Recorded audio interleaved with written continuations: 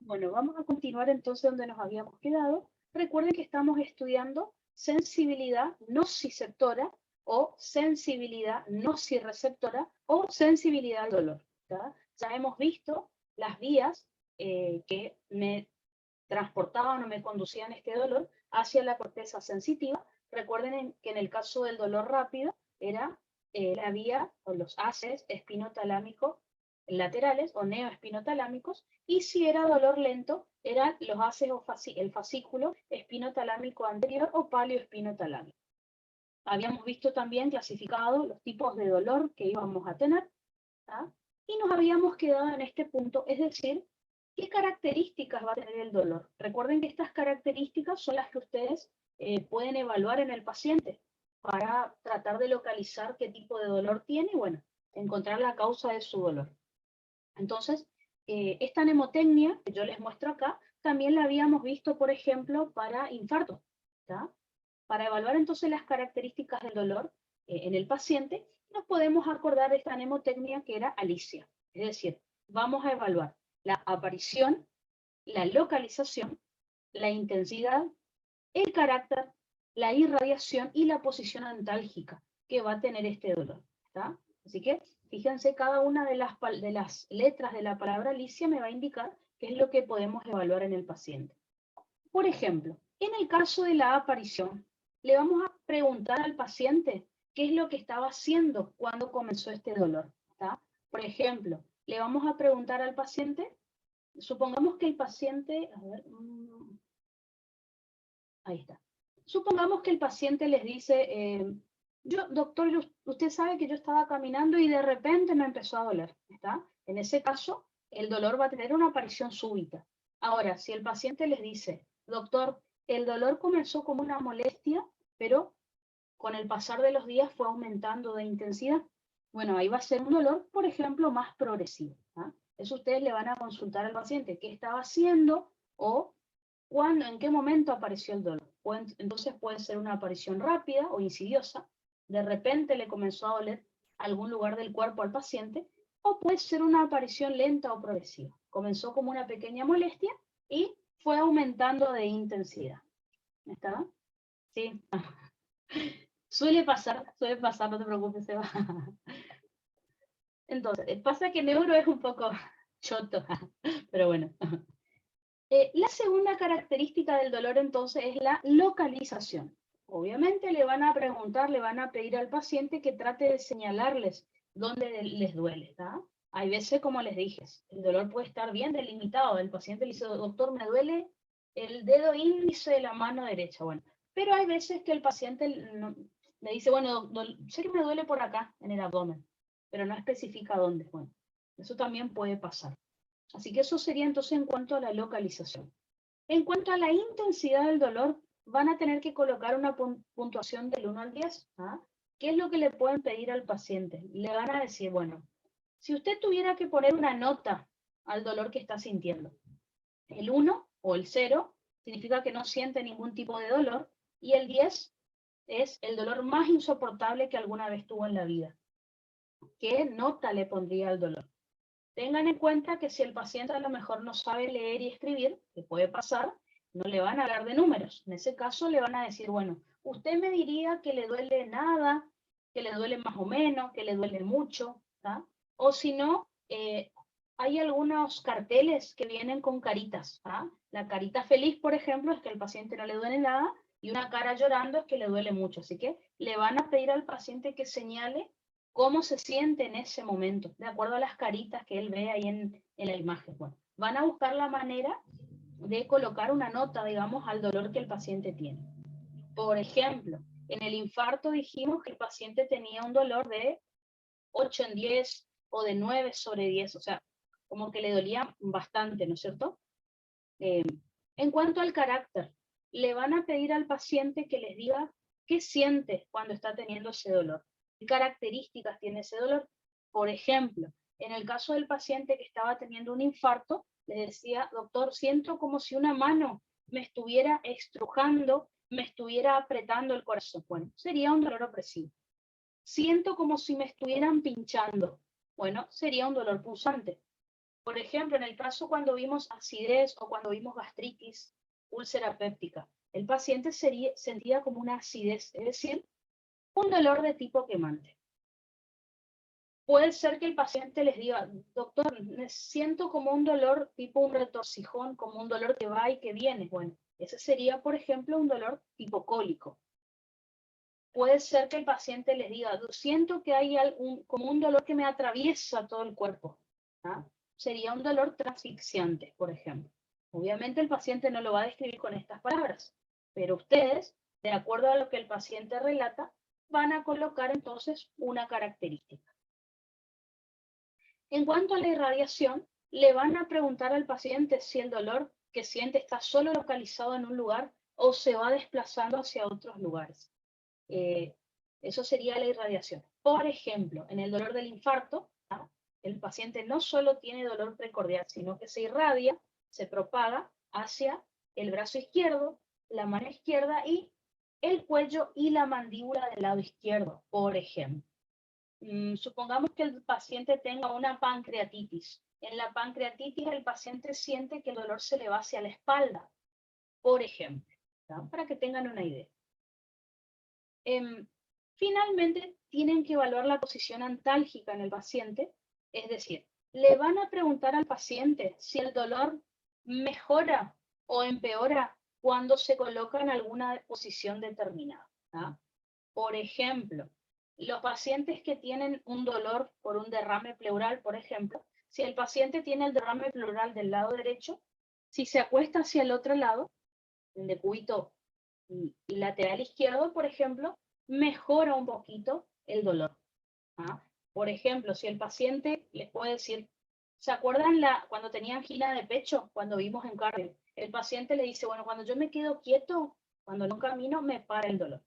O le van a preguntar si hay alguna manera, alguna posición en la que se coloque que le calme el dolor o algo que haga, no sé, me pongo hielo en la cabeza y ahí me calma el dolor.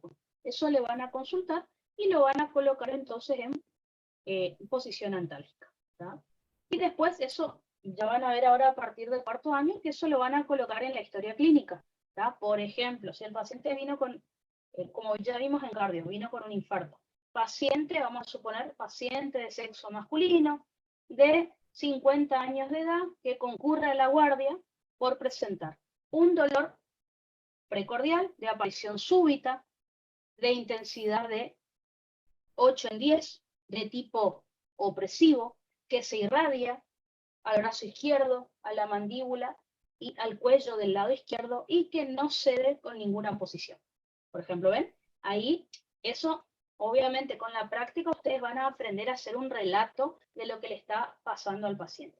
Después, a partir de eso, hasta se puede colocar otros síntomas acompañantes, ¿tá? Pero eso, uno con el tiempo va aprendiendo a relatar. No es que se pone aparición, 2 puntos, rápido. Localización, 2 puntos, no. Se hace como un cuentito, como un relato, y eso va en la historia clínica. Pero ya lo van a aprender a hacer a eso en cuarto y quinto año. Así que eso es cuanto al interrogatorio acerca de lo que el paciente tiene, ¿no? Ahora, ya estuvimos hablando todo lo relacionado con dolor. Vamos a ver ahora. Uno diría, bueno, si me duele, me voy a tomar una pastillita para que el dolor me calme. Bueno, van a ver que el organismo tiene su propio sistema de analgesia. Es decir, tiene, el propio organismo libera sustancias para tratar de calmar el dolor. ¿Está? Así que vamos a ver eso primero y obviamente, si con nuestro propio sistema de analgesia el dolor no calma, ahí sí tenemos que recurrir a otras maniobras como fármacos o algún otro tipo de tratamiento, que también lo vamos a estudiar. Entonces, vamos a estudiar primero. Por favor, esto estudien bien. Al profe le gusta tomar, ya va varios exámenes seguidos que pregunta algo del sistema de analgesia. ¿Ah? En el final de julio, en el de diciembre, en el de noviembre, siempre pregunta algo. Así que, y en los orales también ha preguntado este sistema de analgesia. Entonces, la función del sistema de analgesia endógeno es justamente suprimir el dolor. Este sistema de analgesia, los estímulos que lo van a desencadenar, por ejemplo, puede ser el sistema límbico, por ejemplo, emociones como el miedo, hace que ya nuestro cuerpo empiece a liberar ciertas sustancias para que no haya dolor, porque piensen en esto. Si yo todavía no tuve una lesión, ¿por qué voy a liberar sustancias que calmen el dolor? Porque probablemente me vaya a lesionar. Así que el miedo es lo que puede hacer que liberemos estas sustancias que ya les voy a nombrar. Por ejemplo, el hipotálamo, frente a una situación de estrés, también puede provocar que liberemos ya estas sustancias para calmar el dolor. Y después la corteza cerebral, cuando ya tiene dolor, también provoca esta activación de toda esta vía de analgesia. ¿Tá? Entonces, ¿cuáles van a ser los componentes? Es como una vía descendente también. ¿Cuáles van a ser los componentes del sistema de analgesia? Tenemos que hablar de 3 neuronas. La primera neurona, fíjense que no está localizada en la corteza cerebral, ¿ah? Sino que se encuentra en la sustancia gris periacueductal y en las áreas periventriculares. ¿De qué estoy hablando? Estoy hablando de la sustancia gris que rodea al acueducto de Silvio, al tercer ventrículo y al cuarto ventrículo. Ahí es donde se va a encontrar entonces la primera neurona, que esta neurona se va a dirigir desde la sustancia gris hacia el núcleo magno del RAFE. El núcleo magno del RAFE, por ejemplo, se encuentra en bulbo, ahora ya lo vamos a ver, y ahí hace sinapsis con la segunda neurona. ¿tá? La primera neurona va a liberar encefalina para hacer sinapsis con la segunda neurona. ¿tá? Tienen que saber cuáles son los neurotransmisores que se liberan acá. Eso es muy importante. Entonces, la primera neurona se dirige al núcleo magno del RAFE, libera encefalina, la cual estimula a la segunda neurona para continuar con esta vía. ¿tá? Ya vamos a hacer el esquemita como para repasar el tema. O sea, cómo vamos a hacer para frenar el dolor. La segunda neurona, como les dije, se encuentra ubicada principalmente en el núcleo magno del RAFE, y el profe también en la clase que él les dio agregó el núcleo reticular paragigantoccelular. Pero en los libros generalmente encuentran el núcleo magno del RAFE, que se encuentra en la parte inferior de la protuberancia y en la parte superior del bulbo raquídeo. Y el núcleo reticular paragigantocelular está en el bulbo. Entonces ahí la segunda neurona recibió encefalina por parte de la primera neurona, por lo tanto se activa. De ahí esta segunda neurona se va a dirigir hacia la médula espinal, donde va a hacer sinapsis con la tercera neurona. La segunda neurona, para hacer sinapsis con la tercera neurona, libera serotonina, que ustedes ya saben que la serotonina se libera justamente para el dolor, también es un neurotransmisor que provoca sensación como de felicidad, ¿está? La tercera neurona, fíjense que ya estamos en la médula espinal, vamos a decir que se localiza en el complejo inhibidor del dolor, así se llama. Está ubicado en el asta posterior de la médula espinal. ¿Qué es lo que va a hacer esta tercera neurona? Fíjense, va a liberar encefalina. ¿Saben a quién va a inhibir esta tercera neurona? A la primera y a la segunda neurona de la vía espinotalámica, que era la que generaba justamente dolor. Así que acá se enganchan 2 vías. Una que nosotros ya hemos estudiado, que es la del dolor, que ahora la vamos a repasar, y esta otra vía que va a frenar justamente. Básicamente esta tercera neurona que les nombro acá va a impedir que la primera neurona y la segunda neurona del dolor, ¿tá? De la vía del dolor, hagan sinapsis. Si yo impido que estas 2 neuronas hagan sinapsis, no se va a formar, no va a existir la vía espinotalámica ni anterior ni lateral. ¿tá? Por lo tanto, no voy a sentir dolor. En teoría, esa es la idea, digo. Así que ya les muestro enseguida en el esquema. Pero básicamente inhibe la sinapsis entre la primera y la segunda neurona, no estas, sino las de la vía espinotalámica, por lo que tienen la capacidad de bloquear el dolor antes que llegue al encéfalo, antes de que llegue a la corteza sensitiva. ¿ah? Y recuerden que para hacer esto tiene que liberar encefalina también. Entonces, esperen que vamos a prender la luz. Vamos a repasar todo esto que les estuve diciendo en forma de esquemita. ¿tá? Lo tienen ahí en el pizarrón, pero de todas maneras les quería mostrar. A ver.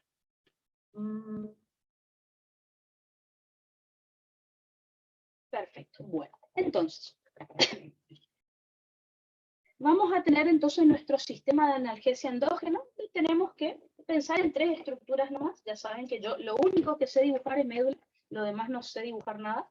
Así que nuestro sistema de analgesia endógena les había dicho que comienza en la sustancia gris periacueductal y periventricular, es decir, la sustancia gris que rodea al acueducto de Silvio, al tercer ventrículo y al cuarto ventrículo. Recuerden que de acá va a salir entonces la primer neurona de esta sustancia gris. Vamos a anotar acá la primer neurona, si no nos olvidamos. Entonces, sale la primer neurona de esta sustancia gris, se va a dirigir, recuerden, hacia parte inferior de la protuberancia y parte superior del bulbo, para hacer sinapsis con la segunda neurona. Recuerden, esta primer neurona dijimos que libera como neurotransmisor la encefalina. La encefalina, entonces, es la que se va a unir a la segunda neurona y ahí se va a producir la sinapsis, ¿no es cierto? Así que la encefalina me va a estimular, me va a activar a la segunda neurona, que está acá en el núcleo magno del RAFE, y ahí entonces vamos a seguir con nuestro recorrido. Entonces recuerden, la primera neurona en el núcleo magno del RAFE libera encefalina, la cual va a estimular a la segunda neurona. Y seguimos entonces con nuestra vía. La segunda neurona, yo les dije, que va a salir del núcleo magno del RAFE y se va a dirigir hacia la médula espinal, hacia el asta posterior de la médula. Bueno, ya les cuento qué es lo que va a pasar ahí. Porque nosotros tenemos que inhibir el dolor. Entonces, tenemos que repasar cuál es la vía del dolor que nosotros habíamos estudiado anteriormente. Si ustedes recuerdan, lo voy a poner en color negro, así entonces no nos confundimos con esta que estamos estudiando ahora. Si ustedes recuerdan, cuando estudiamos dolor, dijimos que el dolor, ya sea el dolor rápido o el dolor lento, podía activarse mediante terminaciones libres, ¿no es cierto? Si era un dolor nociceptivo, o sea, se activaba un receptor sensitivo, que eran terminaciones libres. Recuerden que las fibras que iba a transmitir luego estos receptores podían ser fibras A delta, recuerden si era un dolor rápido, o podrían ser fibras de tipo C, si era un dolor lento. ¿Está? Estas fibras sensitivas entraban entonces por el asta posterior de la médula y en teoría, ¿se acuerdan? Hacían sinapsis con la segunda neurona. Esta segunda neurona, si ustedes recuerdan, se decusaba por el asta anterior de la médula, por la comisura anterior, y formaba los fascículos, espinotalámico anterior o espinotalámico lateral. Si el dolor era rápido, era el espinotalámico lateral o neoespinotalámico. Si el dolor era lento, se formaba el fascículo espinotalámico anterior o paleoespinotalámico. ¿Ah? Así que esto es lo que hasta acá, es lo que hemos estudiado anteriormente. Fascículos espinotalámicos, entonces, anterior y lateral, uno para cada tipo de dolor. Entonces, esto es lo que tenemos que inhibir nosotros. Tenemos que tratar de inhibir, evitar que esta primera neurona de la vía del dolor se haga sinapsis con esta segunda neurona, porque desde ahí, recuerden, una vez que se formen los fascículos espinotalámicos, vamos hasta el tálamo, y después a la corteza, y ya voy a sentir dolor. Así que esto tengo que inhibir yo. Así que, ¿cómo hago para inhibir esto? La segunda neurona que ven ahí, que sale desde el núcleo magno del RAFE, ingresa por el asta posterior de la médula. Obviamente en el dibujo la voy a meter por acá, pero no importa. Va a ingresar por el asta posterior de la médula. Recuerden que al ingresar por el asta posterior de la médula, va a liberar serotonina, habíamos dicho. Libera serotonina como neurotransmisor. Esa serotonina me va a estimular a la tercera neurona. Vamos a suponer que acá está la tercera neurona, ¿no es cierto? Hace sinapsis. Esta serotonina que libera la segunda neurona hace sinapsis con la tercera neurona. ¿Está? Vamos a poner acá. Por eso lo otro dibujé en negro. Para lo que está en color, entonces lo nuevo que estamos estudiando ahora. La tercera neurona, entonces, finalmente, dijimos que va a liberar encefalina nuevamente, como lo habíamos hecho acá. ¿Tá? Esperen que lo vamos a hacer más cortito, así no me entra el nombre. Entonces, la tercera neurona, al ser estimulada por la serotonina, que liberó la segunda neurona, esta tercera neurona finalmente va a liberar encefalina nuevamente. Libera encefalina nuevamente. ¿Y qué es lo que va a hacer esa encefalina? Va a inhibir a las dos neuronas, como les dije hace un rato. O sea, tiene la capacidad de inhibir al terminal sináptico de esta primera neurona para evitar que libere, ¿se acuerdan? O glutamato, si era la vía del dolor rápido, o sustancia P, si era la vía del dolor lento. O sea, impide que este terminal sináptico libere o glutamato o sustancia P.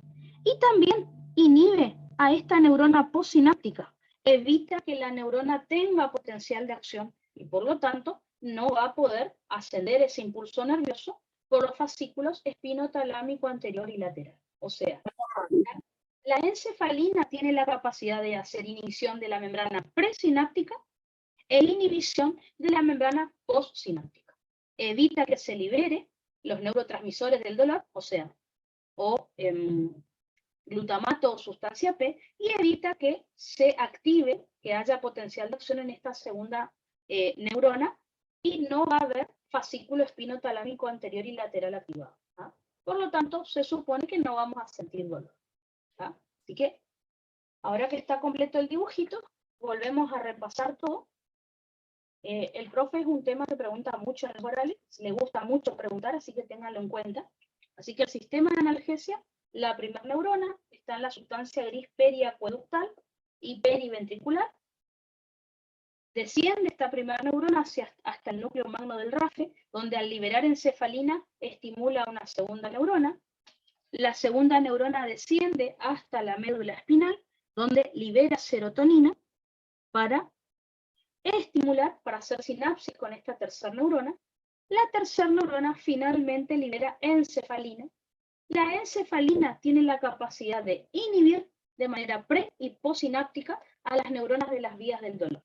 Inhibe la liberación de neurotransmisores, es decir, glutamato o sustancia P, de la primera neurona de la vía anterolateral, y también inhibe a la segunda neurona de la vía anterolateral, para impedir que haga la decusación y que forme los fascículos espinotalámicos, así que esta vía se suprime justo en este momento de la sinapsis, que es lo más importante.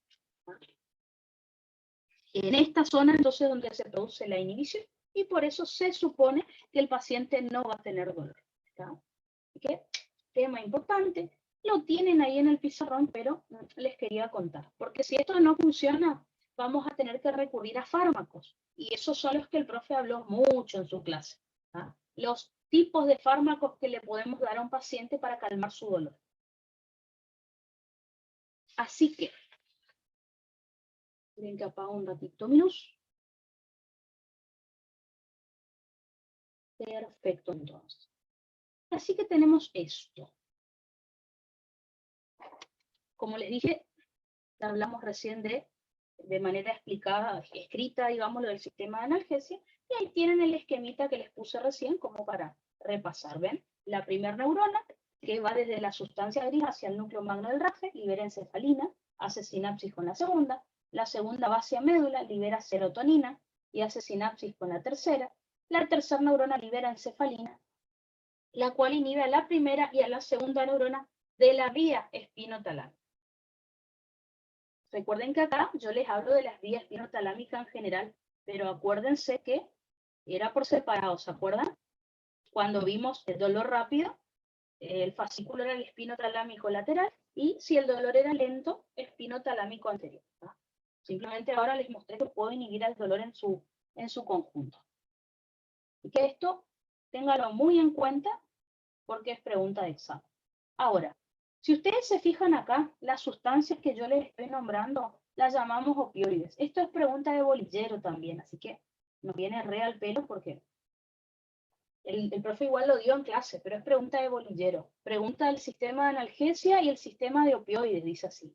Entonces, ¿qué son estos opioides que yo les estoy hablando? Son estas sustancias que se liberaron acá para calmar el dolor justamente, que forman parte del sistema de analgesia endógeno.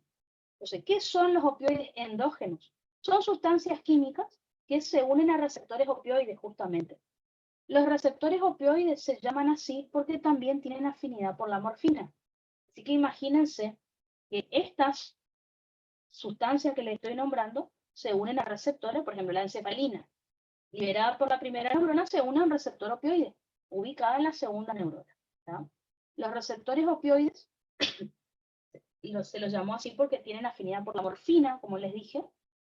Son tres tipos de receptores. Tenemos los receptores mu, ¿tá? La letra que se escribe es la de la micra, ¿no es cierto? Tenemos los receptores delta y tenemos los receptores kappa. Todos son receptores de membrana asociados a proteína GI, y estos opioides de los que estuvimos hablando son, en cuanto a su estructura química, son péptidos que se sintetizan a partir de la POMC, ¿se acuerdan? La proopiomelanocortina. Si ustedes recuerdan, de la POMC también surge la ACTH, también surge la hormona melanocito estimulante, y también habíamos nombrado a las endorfinas y a las encefalinas, ¿tá? A la dinorfina también, pero bueno, no sabíamos para qué servía, ahora ya lo saben. La proencefalina también es la proteína precursora de estos opioides, y la prodinorfina también. ¿A qué sustancias nosotros les vamos a considerar opioides? A la beta-endorfina, que por ejemplo se libera en hipotálamo e hipófisis, a la metencefalina y a la leuencefalina, que se sintetizan en el tronco del encéfalo y la médula espinal, acá está.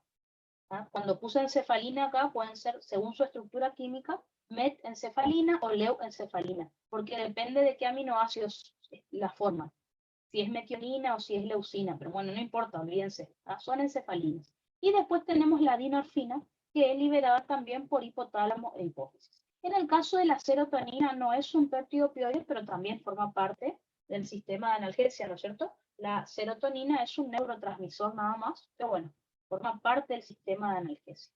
¿Ah? Así que estos son las sustancias que nuestro cuerpo sintetiza para calmar el dolor. Si con eso no es suficiente, recuerden que el médico va a tener que recurrir a fármacos o a algún otro tipo de tratamiento. Así que veamos qué tipo de tratamientos podemos usar en un paciente para el dolor. En primer lugar, podemos recurrir a tratamiento no farmacológico, por ejemplo, el reposo. ¿Se acuerdan en la angina de pecho o angor pectoris que el paciente tenía síndrome del mirador de vidrieras? Cuando caminaba le dolía el pecho y ahí se quedaba quieto. Así que si el paciente hace reposo, esto suele calmar el dolor, así que es un tratamiento no farmacológico. Podemos recurrir a la termoterapia. Esto va a depender del tipo de dolor que tenga el paciente. Por ejemplo, podemos aplicar calor sobre la zona en el caso de que el paciente tenga contracturas o alguna distensión muscular.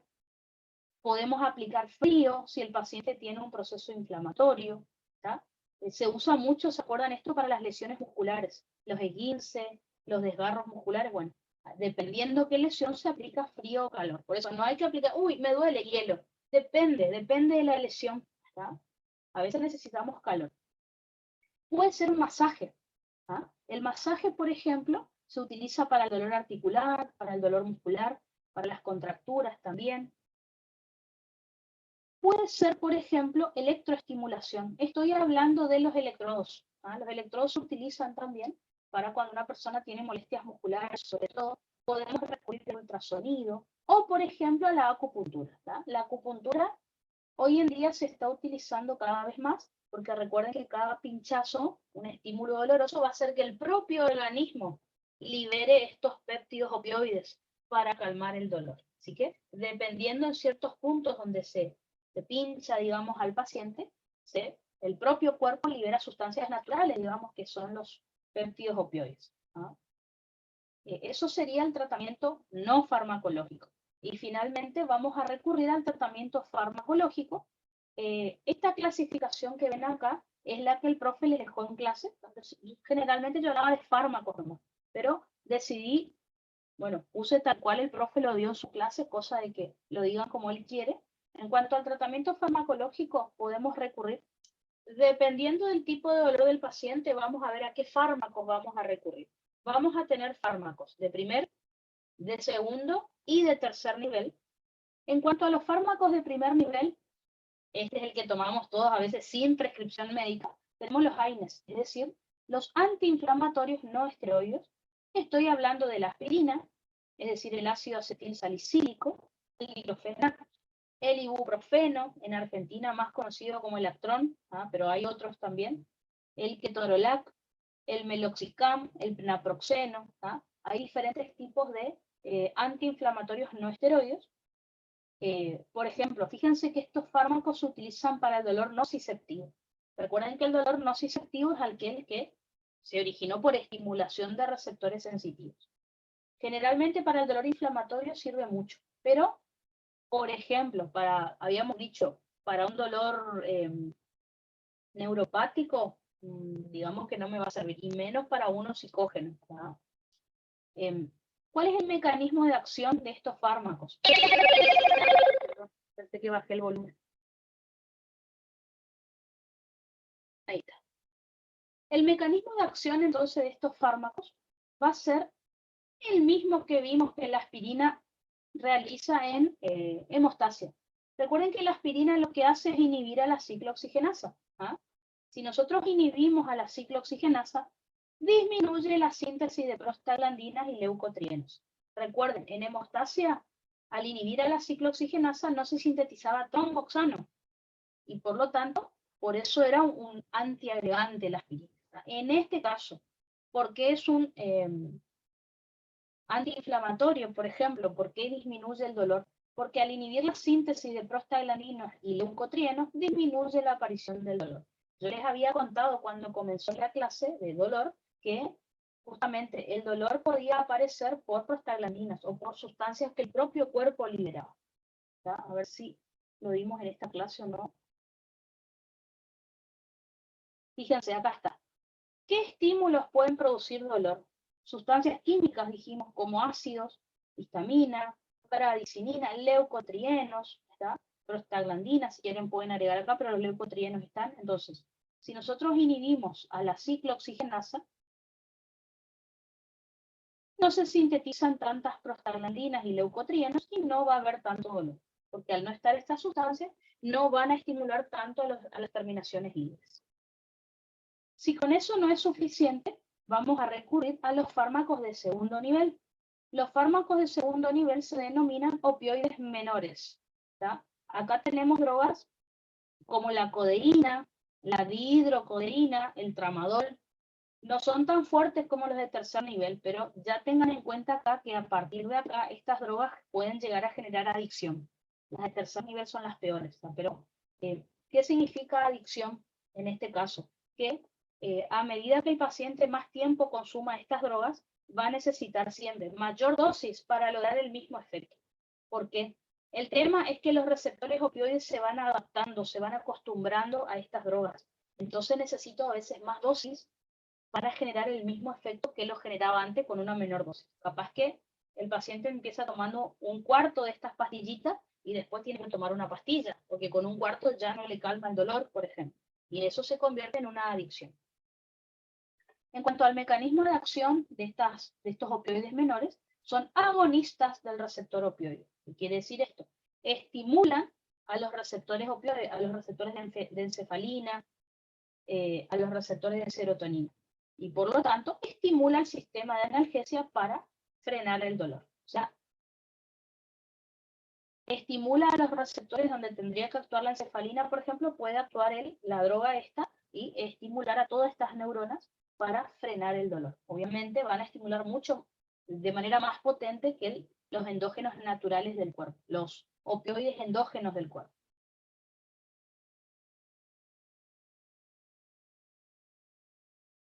La utilidad entonces de estas drogas puede ser también para el dolor nociceptivo, ya sea agudo como crónico, y también para el dolor neuropático, ¿se acuerdan? Como la neuralgia del trigémino o el dolor del miembro fantasma.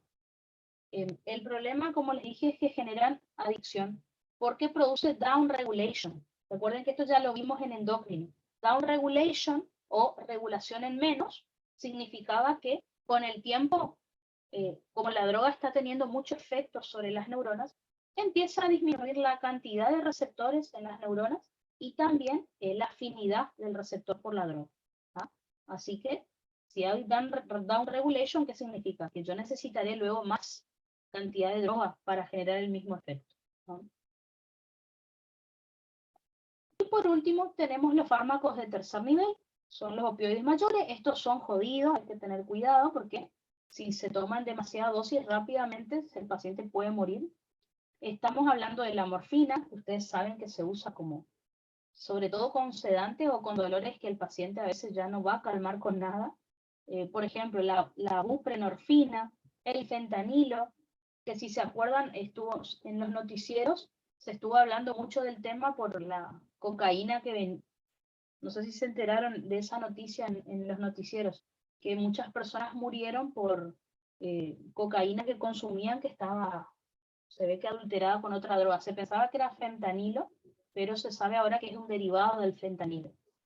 Por ejemplo, tenemos a la hidromorfona, la oxicodona. ¿tá? La oxicodona, por ejemplo, si miran la serie de Doctor House, Doctor House era adicto a la oxicodona, por ejemplo. La peptidina, fíjense que hay varios tipos de, pero seguro la morfina, la oxicodona, ustedes conocen de nombre seguramente. La codeína también, genera mucha adicción.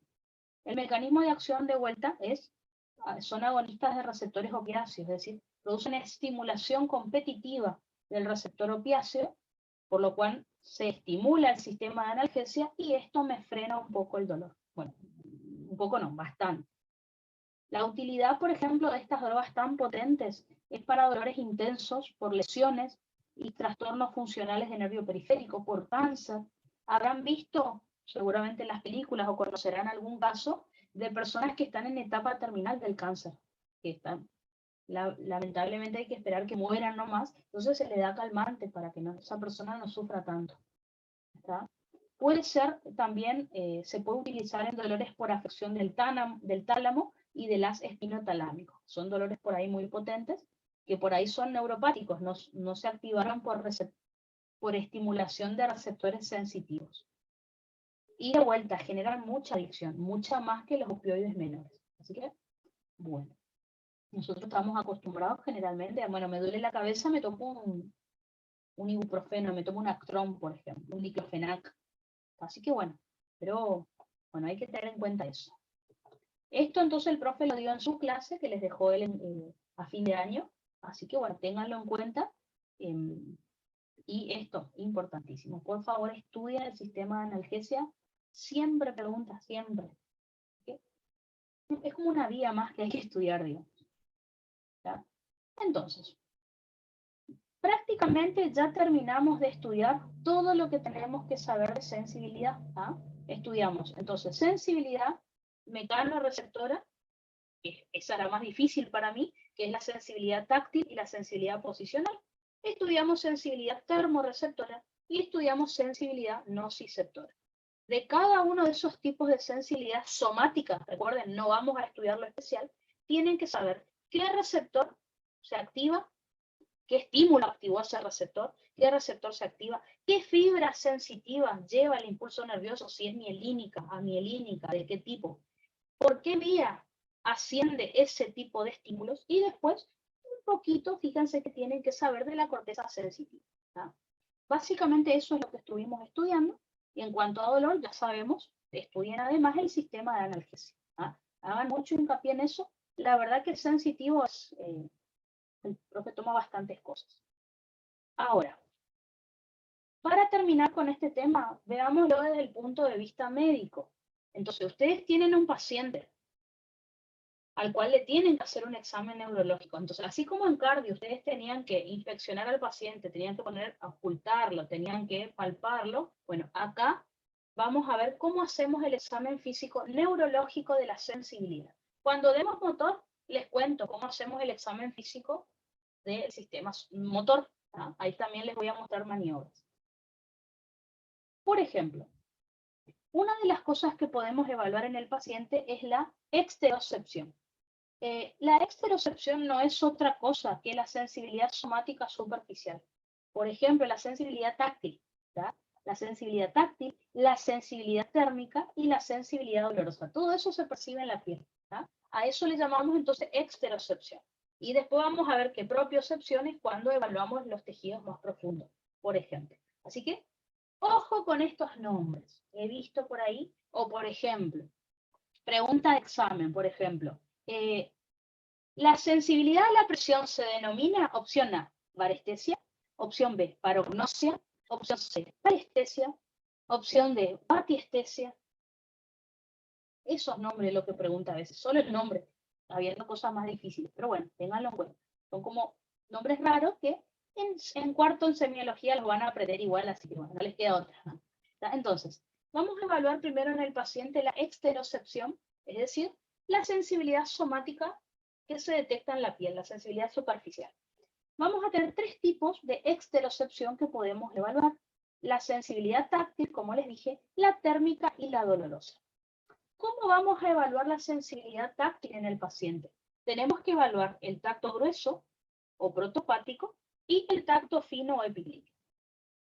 En el caso del tacto grueso, le vamos a pedir al paciente que cierre los ojos, como dice acá, el paciente tiene que estar con los ojos cerrados. Pueden usar, por ejemplo, si tienen una torunda de algodón, o algunos médicos agarran y usan el borde de la lapicera nomás, así, enrollarle al paciente, o ya van a ver el martillito de reflejos en el cabo trae un pincel, por ejemplo. ¿Ah? Cuando les toque tener el martillo de reflejo para practicar, van a ver que imagínense que este es el martillo de reflejo, acá tiene una rosquita, y si sacan esa rosquita tiene un clavo, tiene una punta, y tiene un pincelito también, un pincel.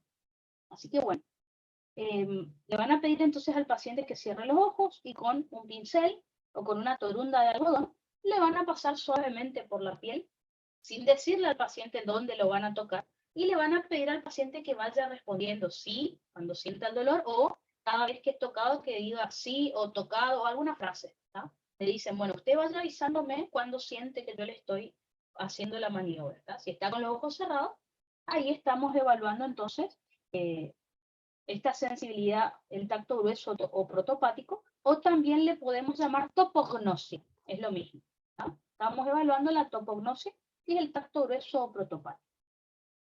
Si queremos evaluar el tacto fino o epicrítico, vamos a usar el compás de Weber. ¿Ah? El compás de Weber es lo mismo que cualquier otro compás, ¿está? Recuerden que los compás vienen algo así como, si lo usaron cuando estaban en la secundaria, vienen como dos. Acá hay un lápiz y acá una punta, y unidos por el medio, ¿no es cierto? Algo así. ¿Ah? Y nos sirve para dibujar círculos, ¿no es cierto? Bueno, el compás de Weber es muy parecido.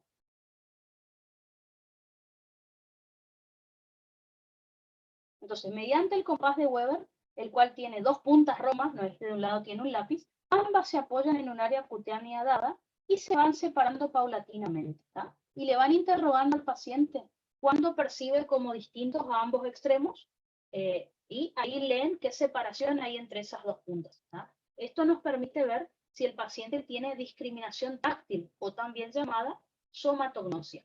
¿Tá? Entonces, imagínense, ustedes tienen, el compás de Weber tiene dos puntas, como ven acá. Entonces ustedes imagínense que en mi piel yo haga esto. ¿Tá? Dos puntas diferentes, ¿ven? En dos puntos. Con los ojos cerrados le voy a pedir al paciente que me diga, ¿usted siente cuántos estímulos? Y ahí van a ver si el paciente le dice uno o dos. ¿Tá? Empiezan desde el centro, bien juntos. Si ustedes prueban en su piel, van a ver que si ponen las dos puntas una al lado de la otra acá en el brazo, sienten un solo punto. Ahora, a medida que voy separando, le voy preguntando al paciente, dígame, ¿cuánto siente? ¿Cuántos estímulos siente? Uno, dos. El paciente les va a ir respondiendo. De ahí, cuando el paciente les diga que siente 2 puntos por separado, van a ver qué distancia hay entre esos 2 puntos, a ver si está normal o no. ¿Está? Generalmente, esto recuerden que va a depender del campo de receptor. Imagínense que acá, en el pulpejo de mis dedos, yo tengo muchos receptores sensitivos, así que es más probable que los puntos los sienta como separados desde más cerca. En cambio, si me hacen lo mismo en la espalda, donde no tengo tantos receptores sensitivos, es probable que yo tenga que separar mucha más distancia que acá en mis dedos para detectar dos puntos o discriminarlos como separados. ¿Tá? Por ejemplo, esto se evaluaba antes en el práctico del fisio. Creo que ustedes no tienen práctico de neuro ya en fisio, pero bueno, antes teníamos y evaluábamos esto. Por ejemplo, en la lengua, para discriminar 2 puntos como separados, con 1 milímetro ya es suficiente. Recuerden que en la lengua tenemos muchos receptores sensitivos del tacto. Por ejemplo, en el pulpejo de los dedos de las manos, para discriminar 2 puntos como separados, tiene que haber una distancia de entre 2 a 4 milímetros entre ellos, o más de 4 milímetros, por ejemplo, en la espalda, en los brazos. Así que, fíjense el mismo ejemplo que hice yo recién. Fíjense la punta de acá del corrector, esto está a 1 milímetro. Si yo les conté recién que si yo pongo así, yo siento, con ojos cerrados yo siento 1, porque están demasiado cerca. Tiene que ser, imagínense, acá hay como 5 centímetros. Ahí sí, yo siento 2 puntos separados. Pero si están muy cerca, no. ¿Por qué? Y porque no hay tanta cantidad de receptores en esos lugares. Ahora en el pulpejo de los dedos, en la lengua enseguida se sienten ya los 2 puntos por separado, los 2 estímulos por separado. Fíjense, eso se va a evaluar en el paciente, obviamente con los ojos cerrados. Que él no vea en la espalda, bueno, no hay problema. También lo que pueden hacer es pedirle al paciente para el tacto fino, con los ojos cerrados le dan un objeto que ustedes saben que tiene, por ejemplo, no sé, un aspecto rugoso, un aspecto liso, y que él les describa más o menos qué forma tiene ese objeto, si es su superficie es lisa, si es rugosa. Eso también lo pueden hacer para evaluar entonces la sensibilidad, el tacto fino o epiclítico. Para evaluar la sensibilidad térmica, acá es muy fácil. Se usan tubos de ensayo con líquidos que estén a diferentes temperaturas. Por ejemplo, caliente, entre 45 y 50 grados centígrados, o una temperatura fría entre 10 a 15 grados. ¿Está? Le van a poner estos líquidos en contacto con la piel del paciente y le van a preguntar qué siente. ¿Está? En este caso, entonces, le van a interrogar aplicando de manera sucesiva, ¿está? O alternando frío con caliente, en diferentes puntos del cuerpo los estímulos térmicos, frío, caliente o intercalando, y que el paciente le vaya contestando si siente caliente o frío según lo percibido. Recuerden, ya vamos a ver alteraciones. Puede ser que ustedes al paciente le pongan el tubo de ensayo que tiene la temperatura caliente y les diga frío, o peor, que no sienta nada. Ya vamos a ver que eso tiene nombre. Si ustedes le ponen el tubo de ensayo caliente y el paciente dice frío, y hay un trastorno de la sensibilidad ahí, de la sensibilidad térmica. Les estoy contando los términos normales. Después les muestro cómo se llama si el paciente tiene una alteración. ¿Verdad? Y después tenemos la sensibilidad dolorosa. En este caso, lo que van a hacer es apoyar sobre la piel del paciente una aguja o un objeto punzante, obviamente sin cortarle al paciente, y le van a decir al paciente que les avise cuando le pincho o cuando les duele. ¿Verdad? Hay veces también es una alteración, que yo apenas voy a tocar al paciente así con la lapicera y me duele. ¿No? Eso no es normal. ¿No? Ustedes se van a dar cuenta cuando aplican una cierta presión normal, que al paciente le duele, y cuando al mínimo estímulo al paciente la salta de dolor. ¿No? Esas son alteraciones entonces que vamos a evaluar. Así que básicamente es eso. ¿No? Tracto grueso o protopático, lo van tocando al paciente en diferentes partes del cuerpo muy suavemente y que les avise cuando va sintiendo el estímulo. En el tacto fino, acuérdense, o le pueden dar un objeto para que les diga cuál es la forma, la superficie, o que discrimine en alguna parte del cuerpo 2 puntos entre sí.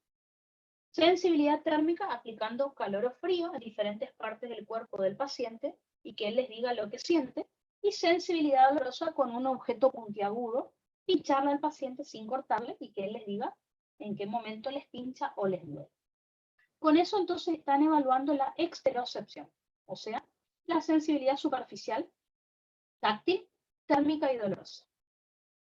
Por otro lado, podemos evaluar la propiocepción, que es la sensibilidad somática, pero de los tejidos profundos. Recuerden, no de las vísceras. Estoy hablando de músculos, articulaciones. ¿Tá? Una de las cosas que podemos evaluar es la varestesia. La varestesia, esto es lo que el profe pregunta en los exámenes, simplemente la definición en un choice. ¿Qué es la varestesia? Opción A, sensibilidad a la presión. Opción B, sensibilidad al peso. O al revés, le dice, la sensibilidad a las vibraciones se llama, opción A, varestesia y así. ¿Tá? Esa es la parte fea por ahí del neuro, hay que acordarse esos nombres. Y no solo en fisio, en todos los años les va a pasar, pero bueno. Entonces, la varestesia es la sensibilidad a la presión. ¿Tá? ¿Cómo van a hacer esta prueba? Van a ir presionando con el pulpejo de los dedos los tegumentos del paciente. Obviamente el paciente con los ojos cerrados, así que lo van a ir apretando así y le van a ir pidiendo al paciente que les cuente en qué momento siente ese tipo de presión. Se puede evaluar también la barognosia, que es la sensibilidad al peso de los objetos. Le van a dar al paciente, le van a poner en sus manos pesos, objetos, digamos, de diferente valor sobre los tegumentos del paciente y él les va a decir cuál pesa más. Por ejemplo, lo pueden hacer en las manos, que cuelguen dos objetos de similar forma, pero de diferente peso y que él les diga cuál siente que pesa más. Con los ojos cerrados, porque a veces mirando los objetos puede influenciar al paciente. O lo pueden colocar sobre el abdomen y que el paciente les diga cuál de los objetos piensan que pesa más, ¿no? También, sobre los miembros también. Pero generalmente lo hacemos sobre las manos del paciente, que el paciente agarre dos objetos y me diga cuál piensa que pesa más o pesa menos. Podemos evaluar también la palestesia. La palestesia es la sensibilidad a las vibraciones. Para esto se va a utilizar un diapasón. Un diapasón es un objeto que tiene esta forma. Tiene como una forma de I. ¿Ah? Tiene así, esta forma. Como un tenedor, pero con dos puntas nomás así. Esta es la forma que tiene un diapasón. Y si nosotros lo golpeamos, empieza a vibrar. ¿Ah? Lo golpeamos una vez y vibra muy poquito. No se prende ni nada. Simplemente al golpearlo es de metal y empieza a vibrar. ¿Está? Este diapasón, por ejemplo, nosotros le podemos apoyar en diferentes huesos al paciente y que nos diga hasta si siente la vibración o no. Por ejemplo, se le puede colocar acá sobre la apófisis mastoides, sobre los codos, por ejemplo, sobre las rodillas, y se le pide al paciente que él nos comente, digamos, si siente o no la vibración y cuánto tiempo la siento, o que le digo, bueno, avíseme cuando para de vibrar, ¿ah? O avíseme hasta qué momento vibra el diapasón. Así que como les puse acá, se utiliza un diapasón que se coloca vibrando sobre relieves óseos, el acromión, el olecrano, la apófisis estiloide del cúbito y el radio, sobre las crestas ilíacas, las rodillas, los malleolos, la tibia. Por ejemplo, el diapasón se usa para evaluar también el oído, la audición. Si se pone acá sobre la apófisis mastoide, el paciente a veces percibe las vibraciones. Pero bueno, en este caso simplemente le piden al paciente que les comente hasta qué momento vibra o cuándo para de vibrar el diapasón. Otro aspecto que se puede evaluar es la batiestesia, que es la sensibilidad posicional justamente, que vamos a tener dos tipos, la sinestesia y la estatoestesia. ¿Tá? Eso lo puso el profe en sus apuntes, así que bueno, en sus clases que les dejo. La sinestesia es lo que hablamos de la percepción consciente de la velocidad de movimiento del cuerpo. Entonces, generalmente lo que vamos a hacer es al paciente tomarle un dedo del pie o el de la mano. ¿Tá? No pueden agarrar el dedo de la mano del pie así. ¿Por qué? Porque al agarrarlo así, el paciente presiente tacto y presión. Y se podría confundir esto con lo que yo quiero evaluar. Entonces, generalmente lo van a agarrar así de los costados. ¿Tá? No así. Así, lo mismo el del dedo. Y lo van a tirar en diferentes posiciones y a ver si el paciente siente esto. Si lo toman así al dedo, el paciente confunde tacto, presión con esto que quiere evaluar. Y nos podemos confundir. Así que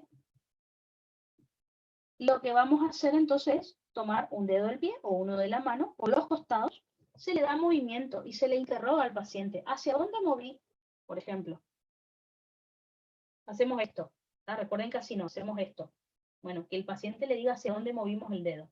¿Tá? Hacia los costados. Lo mismo con el dedo del pie. Si lo tiramos de costado así, para arriba, para abajo, para los costados, y que el paciente les vaya contando qué es lo que ustedes le están haciendo. ¿Tá? Entonces ahí estamos evaluando el movimiento, ¿no es cierto? O sea, la sensibilidad posicional, pero durante el movimiento, que eso es la sinestesia.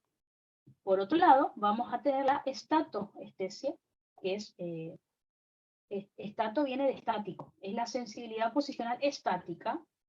Ahí se le pide al paciente que con los ojos cerrados indique dónde se encuentran ubicadas ciertas partes de su cuerpo. ¿Tá? Con los ojos cerrados dice, bueno, márqueme dónde está su mejilla derecha. ¿Tá? Márqueme dónde está su codo derecho. Márqueme su nariz, su lóbulo izquierdo. Y así ustedes le van a pedir que toque alguna parte de su cuerpo y se supone que el paciente sin problema, si está sano, debería encontrar. Además de eso, por ejemplo, podemos evaluar la grafestesia. La grafestesia es la capacidad de percibir e interpretar. Esto a veces lo hacemos como juego. Es muy fácil. ¿Vieron? No sé si alguna vez jugaron. Le piden a una persona que escriba una letra en su espalda, a ver si ustedes pueden identificar qué letra es. Tiene que ser una fácil, o formas. Por ejemplo, un redondo, un triángulo, un cuadrado, que se marque en la espalda y ustedes tratan de identificar a ver qué forma fue la que se dibujó en su espalda, por ejemplo. ¿No? Así que eso sería la grafestesia. ¿No? Lo utilizamos a veces como juego, pero bueno, no, es una forma de evaluar al paciente. ¿No? El paciente entonces debe reconocer con los ojos cerrados números o letras que en un instrumento romo el explorador traza sobre la piel. Generalmente lo pueden hacer por la espalda, pero también cierran las manos y le dibujan al paciente cierran los ojos al paciente y le dibujan una letra o una forma sobre la piel. Lo más común es que en las manos identifique más, ¿no es cierto? ¿Ah? En la espalda, en el brazo, eso lo pueden ir en los pies. Ustedes pueden trazar alguna letra simple, no van a empezar a hacer una W, una Y, y no, letra simple, la A, la E, formas, redondo, cuadrado, triángulo, números. Por otro lado, vamos a tener la estereognosia. La estereognosia es la facultad que permite el reconocimiento de un objeto y sus cualidades, es decir, la forma, el contorno, la superficie, por medio de la palpación. O sea, el paciente debe reconocer el objeto con los ojos cerrados. ¿Por qué se lo pone aparte a la estereognosia? Porque tranquilamente podríamos hablar, como le dije recién, de tacto fino. Lo que pasa es que la estereognosia involucra el tacto fino, como les dije, pero también la presión. ¿Ah? Nosotros aplicando presión sobre los objetos podemos identificar sus características. Así que bueno. Ahora, una vez que ustedes evalúan esto en el paciente, podrían encontrar que el paciente tiene alteraciones de la sensibilidad. Por ejemplo, el paciente podría tener hipoestesia. Hipoestesia es disminución de la sensibilidad. No dijimos de qué tipo, si es al dolor térmica, no. Tiene disminuida la sensibilidad. Anestesia significa que no tiene nada de sensibilidad. Hay una privación total de la sensibilidad a estímulos. Vamos con un ejemplo clásico. Si alguna vez fueron al dentista, el dentista le pone anestesia en la boca, salen del dentista y parece que si no tuvieran una parte de la cara. ¿Ah? O si alguna vez les tuvieron alguna cirugía, cuando uno recién se despierta de la cirugía, ve que algunas partes del cuerpo todavía no se mueven bien. ¿Ah? Eso sería entonces la anestesia. No hay sensibilidad. Puede ser entonces la hipoalgesia. La hipoalgesia es la disminución de la sensibilidad al dolor. ¿Está? Disminución de la sensibilidad al dolor. Entonces, anestesia, disminución de la sensibilidad, perdón, hipoestesia, disminución de la sensibilidad en general, al calor, al frío, a lo que sea. En cambio, hipoalgesia es disminución de la sensibilidad al dolor específicamente. Anestesia es disminución de la sensibilidad, no importa si es al dolor o al calor, en general. En cambio, analgesia es pérdida completa de la sensibilidad al dolor. ¿Ah? Anestesia, analgesia, ojo con eso. Pero por ahí la palabra analgésico les va a hacer recordar. Analgésico impide el dolor, acuérdense eso. ¿No? Por ejemplo, podemos tener la hiperestesia, que es una sensibilidad incrementada ante un estímulo. Que no es lo mismo que la hiperalgesia, que es la sensibilidad exagerada al dolor. ¿Tá? Por otro lado, el paciente podría tener alodinia. La alodinia, perdón, es el dolor producido por un estímulo que generalmente no causa dolor. Entonces, yo agarro y con mis uñas al paciente le hago esto suavecito y al paciente le duele. ¿Ah? Eso es alodinia. Yo lo aprieto despacito así y el paciente salta de dolor. Se supone que si estuviera sano, digamos, no tendría que tener eso. Bueno, eso es alodinia. Y después tenemos la parestesia o el hormigueo, ustedes lo reconocen, lo hemos dado muchas veces. La parestesia entonces es el conjunto de sensaciones anormales, especialmente hormigueo, adormecimiento o ardor. Eso es parestesia. Así que como pueden ver, no estoy hablando de parálisis, no estoy hablando de paresia. Esto es sensitivo, estos términos. Cuando yo hable de parálisis, paresia, eso es motor, y ya vamos a ver los términos raros que tenemos ahí. Hemiparesia, hemiparálisis. Vamos a agregar algunos términos más, pero eso es más con motor, tiene que ver con los movimientos. Acá el paciente tiene afectada la sensibilidad. Pero bueno, cuando les explique el motor, les hablaré otra vez de las maniobras que hay que hacer y de las alteraciones que vamos a tener. Perfecto, entonces. Con esto, entonces terminamos todo lo que ustedes tienen que saber de receptores, de sensibilidad. Recuerden, sensibilidad somática, porque sentidos especiales, acuérdense que estudiamos los básicos, como por ejemplo el olfato y el gusto en digestivo, un poquito de la vista en otras cosas, pero hasta ahí nomás, no se lo estudia como sentido en sí, porque si no, imagínense que del ojo tendríamos que estudiar, perdón, si vamos a estudiar la vista tendríamos que estudiar el ojo, estructura, si vamos a estudiar el oído también, así que bueno, eso no entra. Así que, hasta ahora, vamos a ubicarnos donde estamos. Recuerden, estamos estudiando sistema nervioso periférico. Yo les dije que de sistema nervioso periférico teníamos que estudiar la porción sensitiva, que ya la terminamos de estudiar, sensibilidad somática, y ahora vamos a estudiar la porción motora del sistema nervioso periférico. Dentro de la porción motora, si ustedes se acuerdan, yo les dije que teníamos que estudiar dos cosas. El sistema nervioso autónomo, o vegetativo, que controla músculo liso, músculo estriado cardíaco y glándulas. Y después, el último tema de neuro que vamos a estudiar es el sistema nervioso somático, que es el que controla al músculo estriado esquelético. El sistema nervioso autónomo es totalmente involuntario, o sea, no va a participar la corteza cerebral. En cambio, el sistema nervioso somático, que es el que controla los músculos esqueléticos, sí es voluntario. Y tendremos que hablar de la corteza cerebral, la parte que es motora. La parte sensitiva, que era acá la somatosensitiva, ya la estudiamos. Nos falta la motora, pero eso lo vamos a ver después. Así que, comencemos entonces a estudiar sistema nervioso motor, dentro de lo motor, al sistema nervioso autónomo o vegetativo. Esto les va a parecer un poco un repaso. Lo que pasa es que, imagínense, ¿en qué temas hemos estudiado simpático y parasimpático? Y prácticamente en todos. Desde cardio, desde músculo liso en realidad, que en segunda era, cada vez que hablamos de un tema, estaba el simpático y el parasimpático. ¿Qué es lo que vamos a hacer ahora? Simplemente juntar un poquito la información para que si nos toca el neuro, le podemos contar al profe todo junto. Así que, comencemos a estudiar este sistema nervioso autónomo, o vegetativo, o neurovegetativo, como ustedes le quieran llamar. Como les dije, recién forma parte del sistema nervioso motor. Su función, ya dijimos recién, que es controlar las funciones de los músculos, liso y cardíaco. Recuerden, esquelético no, porque ahí vamos a hablar del sistema nervioso somático. Y también controlar la función de glándulas, tanto exócrinas como endócrinas. Por ejemplo, hemos estudiado, no sé, las glándulas salivales, por ejemplo. Hemos visto que el parasimpático estimula la secreción, el simpático inhibe.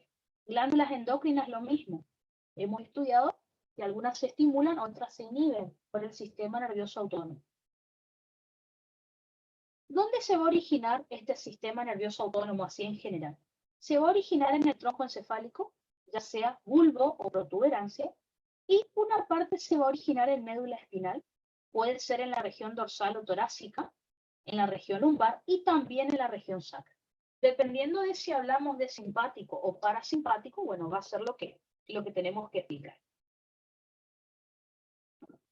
Bueno, lo que ya sabemos obviamente, recuerden que el sistema nervioso autónomo se divide en dos plexos nerviosos que tenemos que estudiar ahora en más detalle, que son el simpático y el parasimpático. ¿Qué característica tiene el sistema nervioso autónomo en general? Que ambos plexos son vías bineuronales. ¿Qué significa esto? Ya lo vamos a hacer en un esquemita en un rato, pero para llegar desde la médula espinal, que es donde va a salir el nervio simpático parasimpático, hasta llegar a la víscera, ya sea músculo liso o una glándula o lo que sea, se necesitan dos neuronas. Una neurona llamada preganglionar, que va a ser la mitad del recorrido, y una neurona llamada postganglionar, que va a ser la otra mitad del recorrido. Ahora, a medida que estudiamos cada plexo, les voy a ir nombrando qué característica tiene cada una de estas neuronas. En cambio, en un ratito lo vamos a dibujar. El sistema nervioso somático, o sea, el que controla músculo esquelético, solo era una neurona, ¿se acuerdan? La alfa motoneurona. Va desde la médula hasta músculo esquelético y se terminó. Es fácil. Estas son dos neuronas que hay que describir a ver qué recorrido tienen, qué neurotransmisor liberan. Eso sería lo importante. Así que vamos a comenzar a estudiar primero el sistema nervioso simpático. ¿Dónde se origina el sistema nervioso simpático? Se origina en la médula espinal. Desde la médula espinal van a salir las neuronas preganglionares, como les dije, que en algún lugar van a hacer sinapsis con las postganglionares, y las neuronas postganglionares se dirigen a la víscera correspondiente. Eso es lo que vamos a estudiar. Entonces, los nervios del sistema nervioso simpático salen de la médula espinal desde T1 a L3, o sea, desde el primer segmento torácico o dorsal hasta el tercer segmento lumbar. Y la distribución de los nervios va a ser más o menos así. Desde el primer segmento torácico, desde T1, los nervios van a inervar principalmente la cabeza. Desde T2, los nervios van a inervar el cuello. De T3 a T6 se va a producir la inervación del tórax. Si ustedes recuerdan, el profe ya preguntó algo así. Dice, por ejemplo, decía, el corazón recibe inervación de, opción A, de C1 a C7, opción B, de T3 a... Ya ha preguntado cosas así. Fíjense, de T3 a T6 se inerva el tórax, con todo lo que esté ahí. De T7 a T11, el abdomen, con todas las vísceras que haya ahí. De T12 a L3, y las piernas. Fíjense que esto es lo más común, digamos. Ahora, obvio que puede haber cierto solapamiento o superposición entre los nervios. Puede ser que un nervio de T2, algunas fibras pasen a T1 para inervar la cabeza, obvio que sí. Pueden ser que algunas fibras de T6, por ejemplo, inerven alguna parte del abdomen, que tendrían que ser de T7 a T11. Sí, obvio que sí. Ya vamos a estudiar enseguida la inervación del simpático y sí, puede ser que algunos nervios suban o bajen 2 o 3 segmentos. Eso es lo que vamos a observar. Perfecto, entonces. Entonces, como les dije, tanto el sistema nervioso simpático como el parasimpático va a tener dos neuronas. Ya les voy a ir haciendo el esquema para que lo vayan mirando, digamos. A ver, tenemos ya nuestro pizarrón, que es más fácil así. Entonces,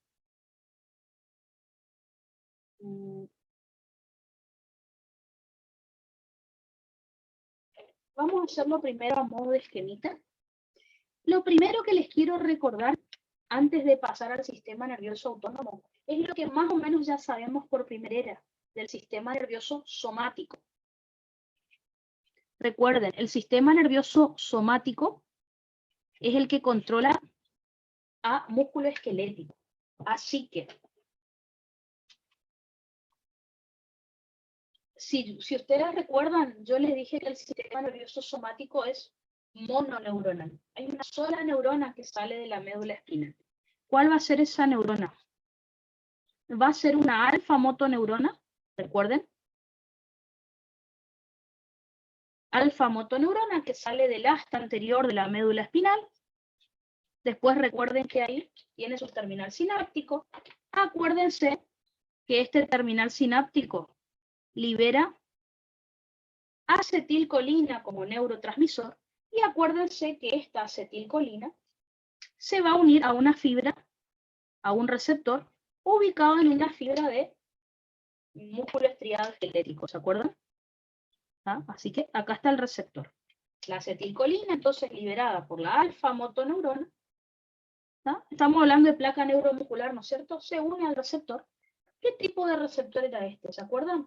El músculo esquelético, acuérdense que este era un receptor nicotínico. O sea, si es nicotínico es ionotrópico. Así que eso es lo que ya sabemos. ¿Ven? El sistema nervioso somático es mononeuronal. ¿Ah? Listo, fácil. Ahora, el sistema nervioso autónomo, ya sea simpático o parasimpático, es bineuronal. Para salir de médula, donde está este soma, hasta llegar a la víscera correspondiente, van a haber 2 neuronas, y eso es lo que tenemos que saber. Así que, vamos primero con el sistema nervioso simpático. Vamos a ver que desde la médula espinal va a salir una primer neurona. Esa primer neurona se llama neurona preganglionar, como ya les dije. Neurona preganglionar, fíjense, es la que va a ir desde médula espinal hasta hacer sinapsis con la segunda neurona. La neurona preganglionar, digamos que tiene un recorrido corto, porque enseguida, ni bien sale de la médula espinal, hace sinapsis con la segunda neurona en un ganglio correspondiente. Ya lo vamos a estudiar. Cuando yo digo ganglio, me estoy refiriendo a conjuntos de neuronas. Entonces, puede ser que esta neurona preganglionar haga sinapsis con la postganglionar en un ganglio paravertebral o en un ganglio prevertebral. Eso ya lo vamos a ver enseguida. Así que la neurona preganglionar tiene un recorrido corto. ¿Ah? La neurona preganglionar entonces es bastante corta porque enseguida sale de médula, ya encuentra el ganglio donde se encuentra con la otra neurona y va a hacer sinapsis con ella. La neurona preganglionar, para hacer sinapsis con la postganglionar, y acá está lo interesante, que ustedes en un CHOI no esperarían que sea así. La neurona preganglionar, fíjense, libera acetilcolina. Esta acetilcolina es la que se va a unir a un receptor ubicado en la neurona postganglionar. ¿Qué tipo de receptor vamos a tener ubicado acá en la neurona postganglionar? Es un receptor nicotínico. Si ustedes recuerdan cuando yo les hablé de neurotransmisores, les adelanté que los receptores nicotínicos están en músculo esquelético, pero también están en las neuronas postganglionares, por ejemplo, del simpático. Así que este receptor es un receptor nicotínico de acetilcolina. Ya sabemos que un receptor nicotínico es ionotrópico. O sea, es un canal de sodio. Básicamente, entonces, la neurona preganglionar libera acetilcolina, la cual me abre canales de sodio en la neurona postganglionar. Desde ahí, la neurona postganglionar va a tener su potencial de acción y vamos a ver a dónde va. Así que tenemos ahora la segunda neurona, que es la neurona postganglionar. La neurona postganglionar es bastante larga, hace casi todo el recorrido en el simpático, hasta llegar a la víscera correspondiente. Vamos a suponer acá que tenemos una víscera, a mí me gusta siempre hacer la víscera hueca, ¿no es cierto? Esta, imagínense que es la víscera. Entonces, la neurona preganglionar, recuerden, salió desde médula espinal, hizo un recorrido bastante corto, porque ya en un ganglio prevertebral o paravertebral se encuentra y hace sinapsis con la neurona postganglionar. ¿De qué manera? La preganglionar libera acetilcolina, la cual activa receptores nicotínicos de acetilcolina en el soma de la neurona postganglionar. Así que fíjense, el simpático libera acetilcolina.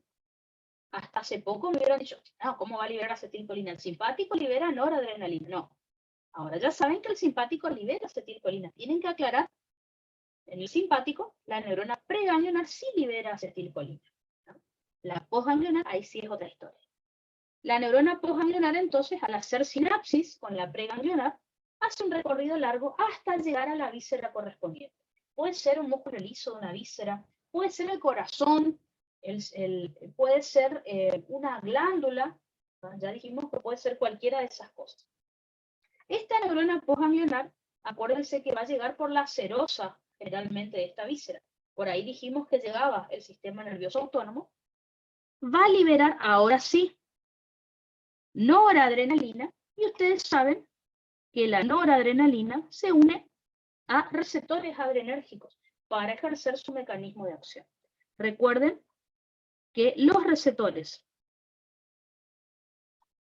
adrenérgicos son de tipo metabolotrópico, ¿se acuerdan? Pueden ser beta adrenérgicos, alfa 1 o alfa 2 adrenérgicos, pero son metabolotrópicos asociados a proteína G. Estamos estudiando el simpático ahora, ya vamos a ver el parasimpático en un ratito, y ahí les completo cómo es la historia del parasimpático. Pero fíjense, en principio ya saben la diferencia entre, aunque no hayamos dado, o vimos un poquito en primera en realidad, sistema nervioso somático, ¿se acuerdan? Placa neuromuscular. En cambio acá el simpático tiene 2 neuronas, no una. Y acá, acuérdense, yo dibujé un terminal, ya saben que las neuronas no tienen terminales, tienen varicosidades, pero bueno, no importa, el tema es, me interesan los neurotransmisores que se liberan acá. ¿Ya? Así que esto es como muy fundamental que lo sepan, muy importante. Vamos a repasar lo que les dije por las dudas. A ver.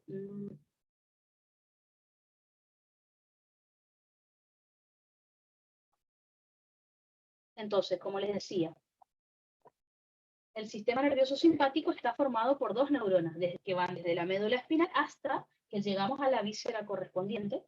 Vamos a tener a la neurona preganglionar, que dijimos que era colinérgica, o sea, libera acetilcolina. Su recorrido es corto, porque va desde la médula espinal hasta un ganglio nervioso, que puede ser pre o postganglionar. Perdón, que puede ser paravertebral o prevertebral, perdón. Ahí va a ser sinapsis con la neurona postganglionar, que es una neurona de tipo adrenérgica, o sea, libera noradrenalina. Su recorrido es largo, a diferencia de la neurona preganglionar, y va desde el ganglio nervioso hasta la víscera correspondiente. Y acá está el esquemita que les hice para que recuerden el tema. Neurona preganglionar actúa, libera acetilcolina, hace sinapsis sobre receptores nicotínicos en el soma de la neurona postganglionar. La neurona postganglionar libera noradrenalina, como ya sabemos, donde hace sinapsis sobre receptores adrenérgicos, en la víscera correspondiente, en la glándula o en el corazón, donde tenga que ser. Recuerden que los receptores adrenérgicos son receptores metabolotrópicos asociados a proteínas G. Así que eso en síntesis es cómo está formado el simpático. Es una vía bineuronal. Si recuerdan ahora que ya conocen bien el tema, habrán visto que el profe ha preguntado varias veces eso, ¿no? Generalmente. Así que, bueno, vamos a ver este mapa acá medio feo que yo dibujé, que no es tan difícil, pero les quiero comentar cuáles son las opciones. ¿Está? Ya dijimos, la neurona preganglionar hace sinapsis con la postganglionar en algún punto. Como les dije, puede ser el ganglio paravertebral, puede ser ganglio prevertebral. Hay como varias opciones que yo necesito contar. Así que vamos a hacer lo siguiente. Les voy a contar paso por paso el dibujo que está ahí para que lo entiendan. Entonces, como les dije, yo necesito que las 2 neuronas que dibujamos recién lleguen desde la médula espinal, lleguen a la víscera correspondiente. Entonces vamos a dibujar acá la médula. Uy, salió muy feo. Vamos a vuelta. Salió feo ya de entrada. Entonces, vamos a dibujar acá, entonces la médula espinal, sustancia gris, más o menos. Vamos a tener acá sustancia blanca, ¿no es cierto? Entonces, necesitamos desde la sustancia gris de la médula, por el asta anterior, como siempre, va a salir la neurona preganglionar, ¿no es cierto? Así que vamos a empezar por ahí. Como toda neurona motora, porque recuerden que estamos estudiando motor ahora, siempre que hablábamos sensitivo entrábamos a la médula por atrás, ¿no es cierto? Por el asta posterior. Ahora es motor. Así que salimos, neurona preganglionar. La neurona preganglionar sale por el asta anterior de la médula espinal. Recuerden que de ahí, al costado de la médula, tenemos los agujeros raquídeos, ¿no es cierto? Así que va a salir por ahí con otras fibras motoras. Algunas otras fibras van a músculo esquelético. Bueno, estas tienen que ir a una víscera o al corazón o a una glándula. Así que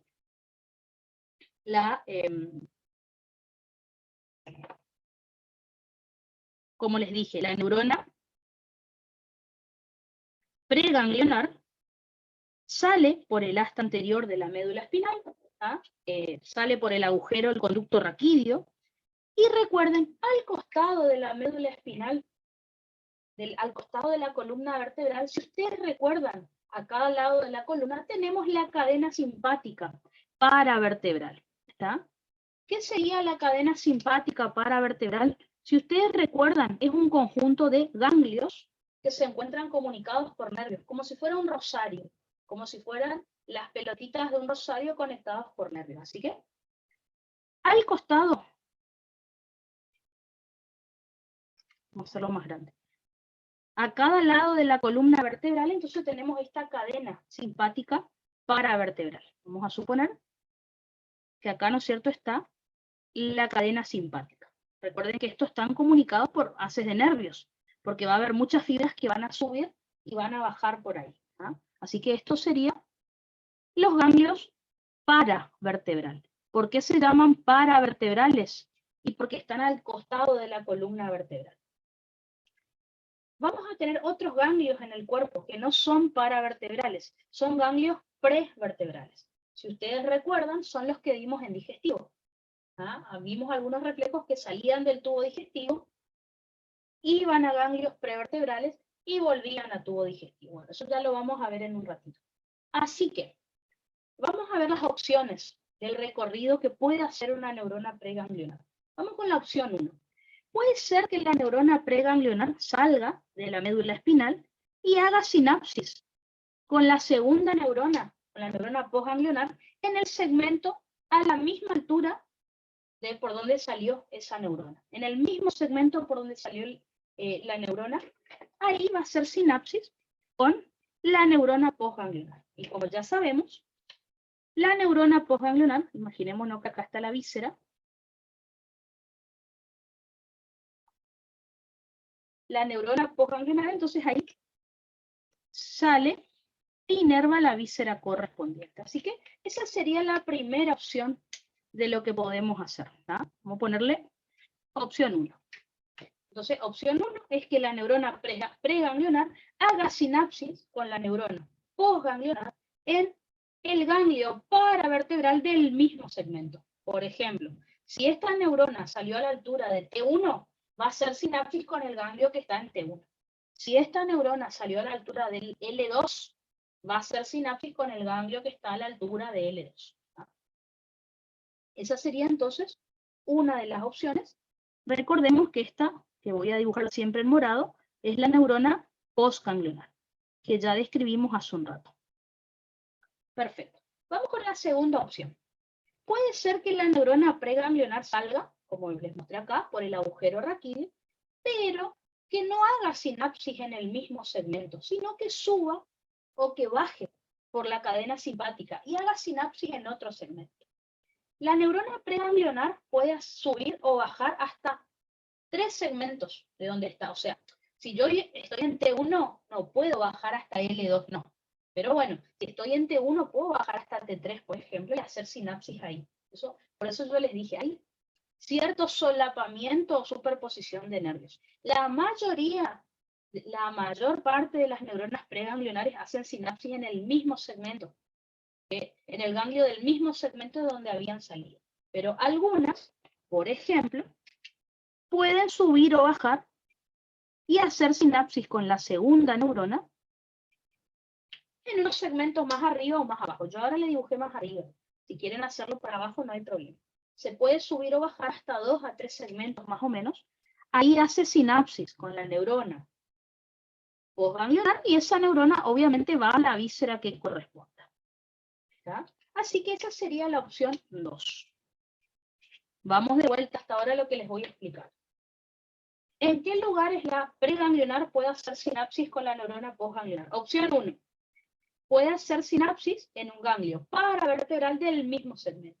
Si salió desde T1, hace sinapsis en el ganglio de T1. Si salió en T10, hace sinapsis en el ganglio de T10, por ejemplo. Y de ahí la neurona postganglionar se dirige a la víscera correspondiente. Opción 2. Puede ser que la neurona preganglionar pase por el ganglio del mismo segmento, pero no haga sinapsis ahí, sino que suba o que baje hasta 2 a 3 segmentos para recién hacer sinapsis en un ganglio paravertebral, pero de otro segmento.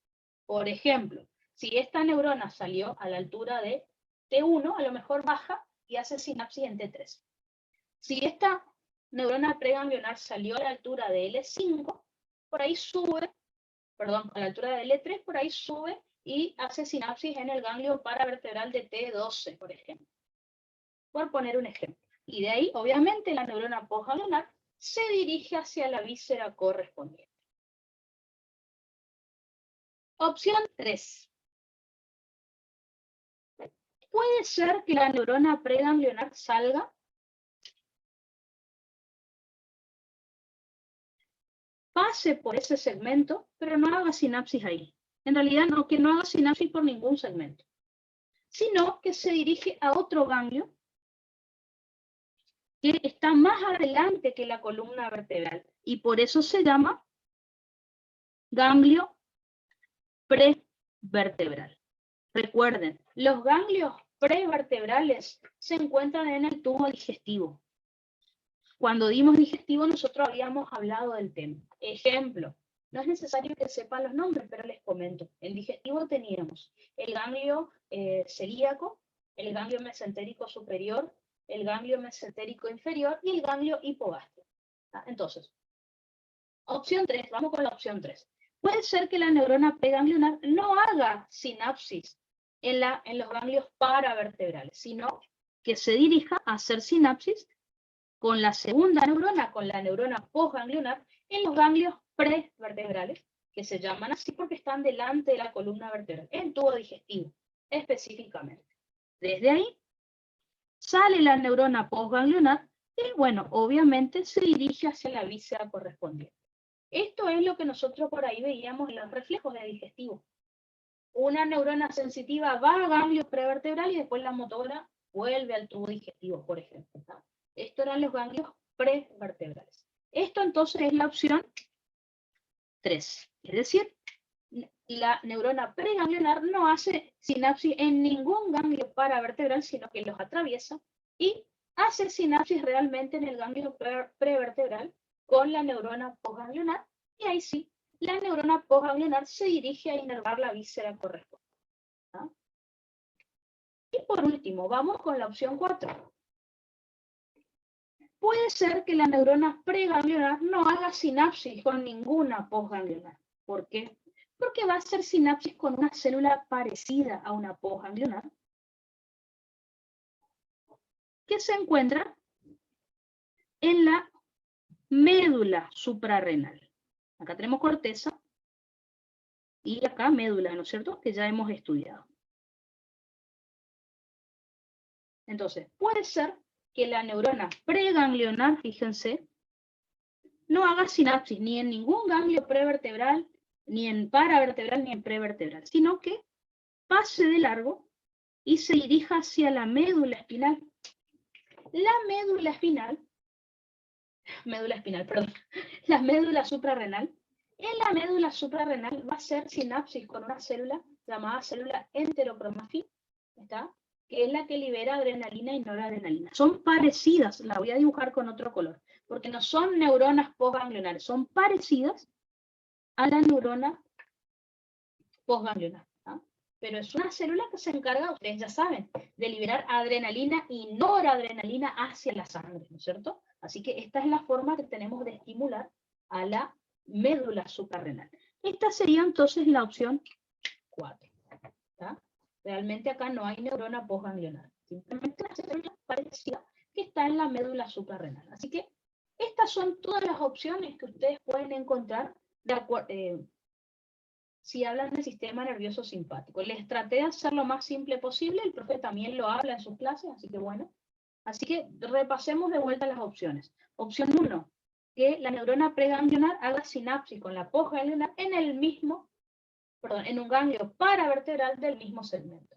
Opción 2, que la neurona preganglionar atraviese el ganglio del mismo segmento sin hacer sinapsis y ascienda o descienda 2 a 3 segmentos para hacer sinapsis recién ahí con la neurona postganglionar en el ganglio paravertebral, de ese segmento por arriba o de esos segmentos por debajo de donde salió la neurona preganglionar.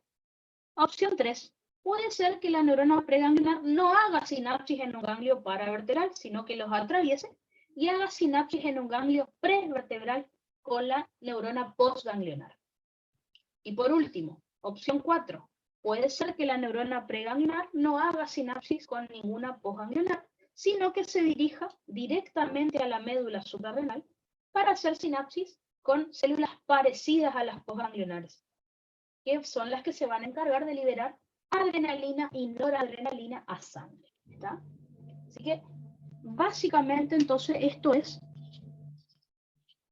la inervación del sistema nervioso simpático, bien completo, obviamente. Pero siempre, como pueden ver, en general tenemos la pre y la postganglionar, como ustedes habrán visto. ¿Tá? Así que, el tema es el siguiente. Tenemos que hablar un poquito mejor acerca de la adrenalina y noradrenalina, que hasta ahora no lo habíamos estudiado bien. Hablamos de la noradrenalina como neurotransmisor, las nombramos a la adrenalina y noradrenalina como hormonas. Pero bueno, hay que especificar un poquito más. Así que acá tienen las opciones que yo les estuve comentando. ¿Ven? La opción 1 en el mismo segmento. Opción 2, había que subir o bajar. Opción 3, ganglio prevertebral. Opción 4, médula suprarrenal. De todas maneras, cada numerito está escrito acá, así que no se preocupen. Fíjense, las opciones de inervación.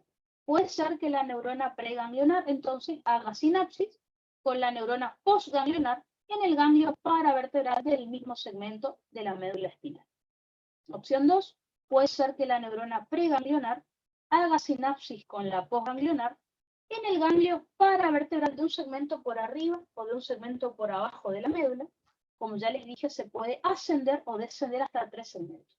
De T2 no me voy a ir a L7, o L7, perdón. De T2 no me voy a ir a T7.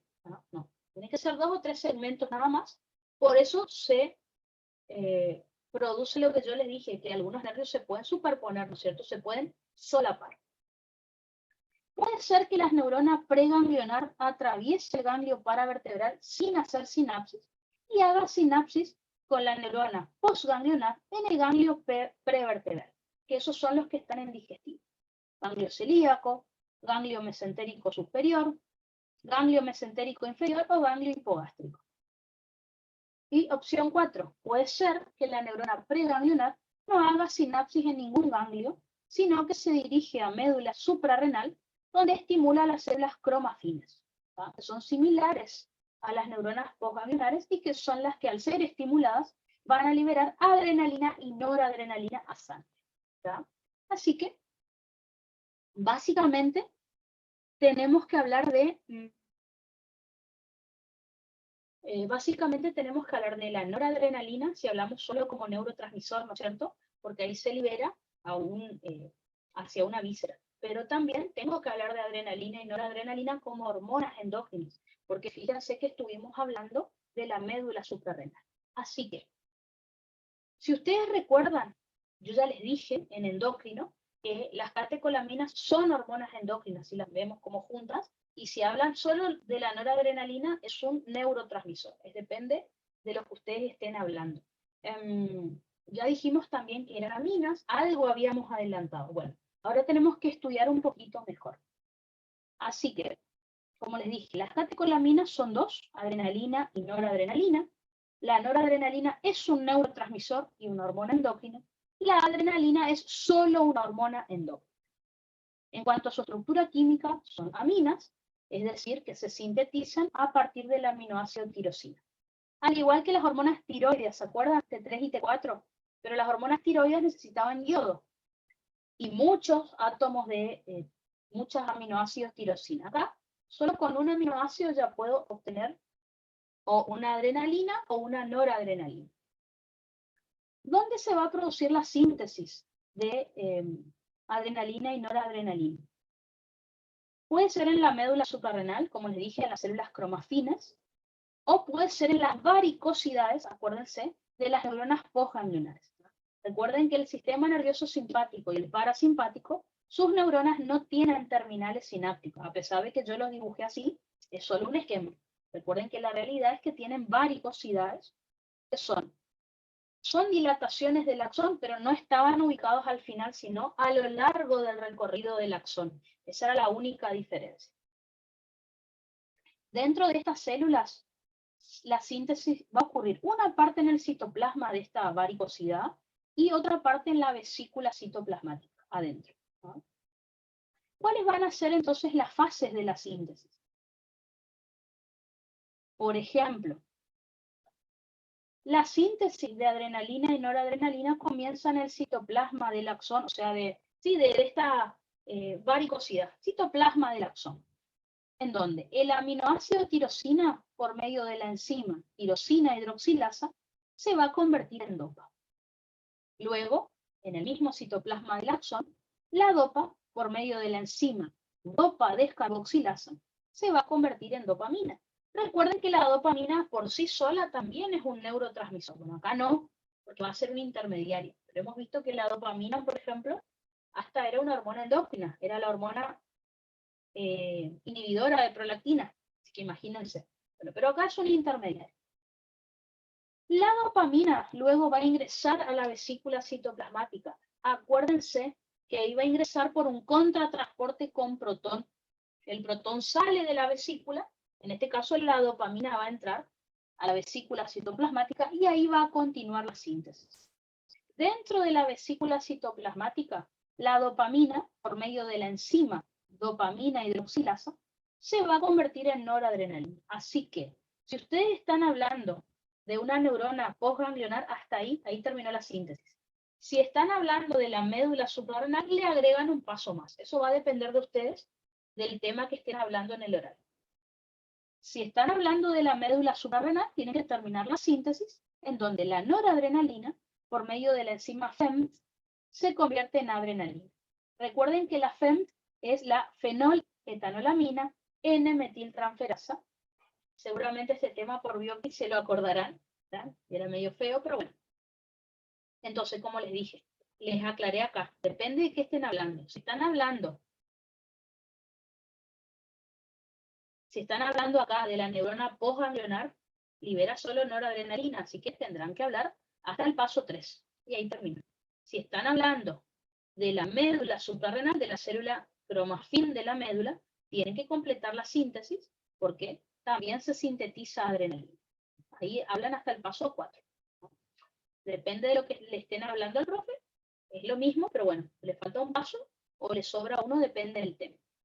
Una vez que estas hormonas se sintetizan, se van a almacenar en vesículas citoplasmáticas. Acuérdense que son hidrosolubles, así que se pueden almacenar sin problema. Cuando llegue el estímulo necesario, que es obviamente siempre es la neurona preganglionar la que estimula, o a la postganglionar o a la célula cromafin de la médula suprarrenal. Así que cuando llegue el estímulo por parte de la neurona preganglionar, esta neurona postganglionar va a liberar noradrenalina hacia el espacio sináptico. Si hablamos de las células cromafines de la médula suprarrenal, van a liberar adrenalina y noradrenalina hacia la sangre. El mecanismo siempre va a ser por exocitosis, es decir, la membrana de la vesícula se fusiona con la membrana plasmática y se libera el contenido. Si estamos hablando de sangre, porque espacio sináptico ya sabemos, si estamos hablando del espacio sináptico, la noradrenalina atraviesa el espacio y llega al receptor correspondiente. Si estamos hablando de hormonas, sabemos que la adrenalina y la noradrenalina son hidrosolubles, así que van a circular libres en plasma sin ningún problema. Su vida media, si hablamos de la noradrenalina como neurotransmisor, va a durar en el espacio sináptico 2 minutos más o menos, y ahí ya se va a inactivar. Si hablamos de adrenalina y noradrenalina como hormonas endócrinas, van a circular en sangre 5 a 10 minutos. Por eso decimos que la adrenalina y la noradrenalina como hormonas son más potentes, justamente porque duran más tiempo en sangre, hasta 10 minutos. ¿Cuál va a ser el mecanismo de acción de estas catecolaminas? Bueno, esto ya sabemos, lo vimos siempre. Van a actuar sobre receptores de membrana, recuerden que son metabolotrópicos, asociados a proteínas G. Pueden ser receptores beta adrenérgicos, que son asociados a proteínas GS. Recuerden Recuerden que la proteína GS estimula la adenilato ciclasa y genera AMP cíclicos como segundo mensajero. Pueden ser receptores alfa-2 adrenérgicos, es decir, asociados a proteína GI. Recuerden que en este caso, la proteína GI inhibe a la adenilato ciclasa y no se forma el segundo mensajero, que es el AMP cíclico. En tercer lugar, recuerden que tenemos a receptores alfa-1 adrenérgicos, que son asociados a proteína GQ. Recuerden que en este caso, la proteína GQ va a estimular a la fosfolipasa C, la cual genera dos segundos mensajeros, que son el inositol trifosfato y el diacilglicerol. En endocrino ya habíamos visto estos mecanismos, porque son hormonas también, así que bueno, por un lado está bueno. Perfecto. Una vez que ya estas hormonas o este neurotransmisor cumplieron su vida media, van a tener que ser eliminados del organismo. ¿Ah? Y los podemos eliminar del organismo de la siguiente manera. Podemos inactivar por encima a estas sustancias químicas. En este caso hablaremos de dos enzimas, que son la MAO y la COMT, más conocida con esos nombres. Recuerden que la MAO es la monoaminooxidasa y la COMT es la catecol o metiltransferasa. Me van a inactivar a estas dos hormonas o neurotransmisores. Y después se elimina por orina. ¿Tá? Ahora, dependiendo cuál ataque primero, si la MAO o la COMT, vamos a eliminar por orina diferentes sustancias, digamos. En realidad eliminamos la misma, pero llegamos a formar esas sustancias por diferentes caminos. Por ejemplo, si hablamos de la noradrenalina, si la noradrenalina primero es atacada por la MAO, se convierte en DOPEG, es decir, dihidroxifenilglicol. Y luego, si es atacada por la COMT, el DOPEG se convierte en MOPEG, es decir, metoxihidroxifenilglicol. Y eso se va a eliminar por orina, ese desecho. Recuerden, se va a secretar por orina, ¿se acuerdan? En el túbulo contorneado proximal, como todos los aniones y cationes orgánicos. ¿No? Al revés, si la noradrenalina primero es atacada por la COMT, se convierte en normetanefrina. Y si luego es atacada por la MAO, recién se convierte en MOPEG, es decir, en metoxihidroxifenilglicol, y ahí se va a eliminar por orina. Se secreta en el túbulo contorneado proximal y ahí, bueno, se va con la orina. ¿Qué le va a pasar a la adrenalina? Que es lo que más nos acordamos. Yo les digo el nombre, ácido vainillín mandélico, y ustedes saben de qué estoy hablando. Bueno, recuerden que el MOPEG también se puede eliminar por orina. Entonces, la adrenalina le va a pasar más o menos lo mismo que a la noradrenalina. Si es atacado primero por la MAO, se forma el ácido hidroximandélico, el cual si luego es atacado por la COMT, finalmente se forma el VMA, es decir, el ácido vainillín mandélico, que es el que se secreta en el túbulo proximal de los riñones y se elimina por orina. Si la adrenalina, en cambio, es atacada primero por la COMT, se convierte en metanefrina, que esto es lo más común. Y si la metanefrina es atacada por la MAO, ahí se forma el ácido vainillín mandélico, que es el que se excreta por orina. Así que, fíjense, y lo mismo vamos a hacer con la acetilcolina cuando hablemos ahora del parasimpático. Pero bueno, piensen en eso entonces, en cuanto a la síntesis. Así que tienen que saber cómo están formadas las neuronas pre o ganglionares, qué neurotransmisor libera cada una, y después, bueno, la inervación y síntesis, o sea, como si estuvieran hablando de endocrino, acerca de esas sustancias, todos los pasos que va a realizar. ¿Tá? Eso entonces es lo que tienen que saber en cuanto a sistema nervioso simpático. Exactamente lo mismo vamos a hacer con el parasimpático. A ver, esperen que busco mi.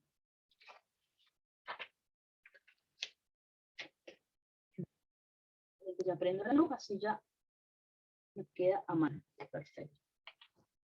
Entonces, ¿qué me está faltando del simpático? Las funciones. Pero lo que vamos a ver en un rato o mañana de última es un cuadrito comparativo que me muestre todas las funciones del simpático y del parasimpático. Y van a ver que la mayoría estuvimos viendo durante todo el año. Lo único que ahora tenemos todo junto en un cuadro. Así que bueno, es para que no estén buscando en todos sus apuntes qué hacía el simpático y el parasimpático en cada alumno. Así que vamos a hablar ahora del sistema nervioso parasimpático. Como yo les dije, vayamos comparando. El origen del simpático era en la médula espinal, de T1 a L3. En cambio, fíjense que el parasimpático se origina una parte en el tronco del encéfalo, en la protuberancia, en el bulbo, y otra parte en la médula espinal. Si hablamos que el origen es en el tronco del encéfalo, es decir, en bulbo y protuberancia, estoy hablando de pares craneales. Por ejemplo, el par craneal número 3, que se encarga de inervar el esfínter de la pupila y los músculos ciliares del ojo. Recuerden, estoy hablando del globo ocular. Los músculos extrínsecos del ojo son músculos esqueléticos, así que no tiene nada que ver con esto, ¿no? Son los intrínsecos. Esfínter de la pupila, que me regula la entrada de luz a la retina, y los músculos ciliares, que cuando vimos músculo liso les conté que me permitía enfocar. Ya vamos a hablar de eso. Del tronco encefálico también puede surgir el par 7, que se va a encargar de inervar a las glándulas salivales, dijimos submaxilar y sublingual. Acuérdense que el par 7 atraviesa la parótida, pero no la inerva. ¿Tá? Quien va a inervar la parótida es el par craneal número 9, que se encarga justamente, como les dije, de inervar una glándula salival como es la parótida. Ven que acá el simpático inervaba más por región, en cambio el parasimpático me dice qué órgano específicamente inerva, ¿no? Así que bueno. Finalmente, el 75% del parasimpático es el par 10. Yo ya les había adelantado la otra vez. Fíjense por qué. El par 10, que sale del bulbo, inerva el corazón, la tráquea, los bronquios, los pulmones, vamos a digestivo, el esófago, el estómago, el intestino delgado y la primera mitad del intestino grueso. O sea, dijimos que era el ciego, el colon ascendente y la primera mitad del transverso. Algo así ya les había comentado cuando dimos digestivo. Además, inerva glándulas anexas como el páncreas, el hígado y las vías biliares. Vamos a urinario.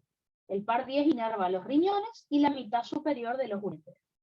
Ahora ven por qué yo les decía que el par 10 es el 75% del parasimpático, inerva casi todos los órganos. Por último, nos está faltando la médula espinal, porción sacra S2-S3, que también inerva lo que nos está faltando de urinario y de digestivo. Fíjense que la porción sacra de la médula inerva la segunda mitad del intestino grueso, estoy hablando de la segunda mitad del colon transverso, colon descendente, el colon sigmoide y el recto. Además de eso, el ano, obviamente. Si hablamos de urinario, la mitad inferior de los uréteres, la vejiga, y bueno, obviamente el aparato reproductor, lo que sería en la mujer el útero, trompas de falopio, las glándulas que están ahí. En el hombre sería los conductos deferentes, el pene, ¿tá? Vesícula seminal, próstata. Así que bueno, entonces, parasimpático 75% es par 10, 25% restante es par 3, 7, 9 y médula espinal, ¿tá? Lo menos, digamos. Por eso cuando pensamos en parasimpático pensamos siempre en el nervio vago, es así. Pero bueno, entonces, al igual que el sistema nervioso simpático, el parasimpático también tiene una vía bineuronal. Así que vamos a juntar la información como habíamos visto recién con el somático. Entonces ustedes recuerden lo que ya vimos hasta hace un ratito. Dijimos que el sistema nervioso somático era una vía mononeuronal, o sea, desde la médula espinal hasta el músculo esquelético, teníamos una sola neurona que era la alfa-motoneurona, que libera acetilcolina. La acetilcolina se une a receptores nicotínicos en el músculo esquelético.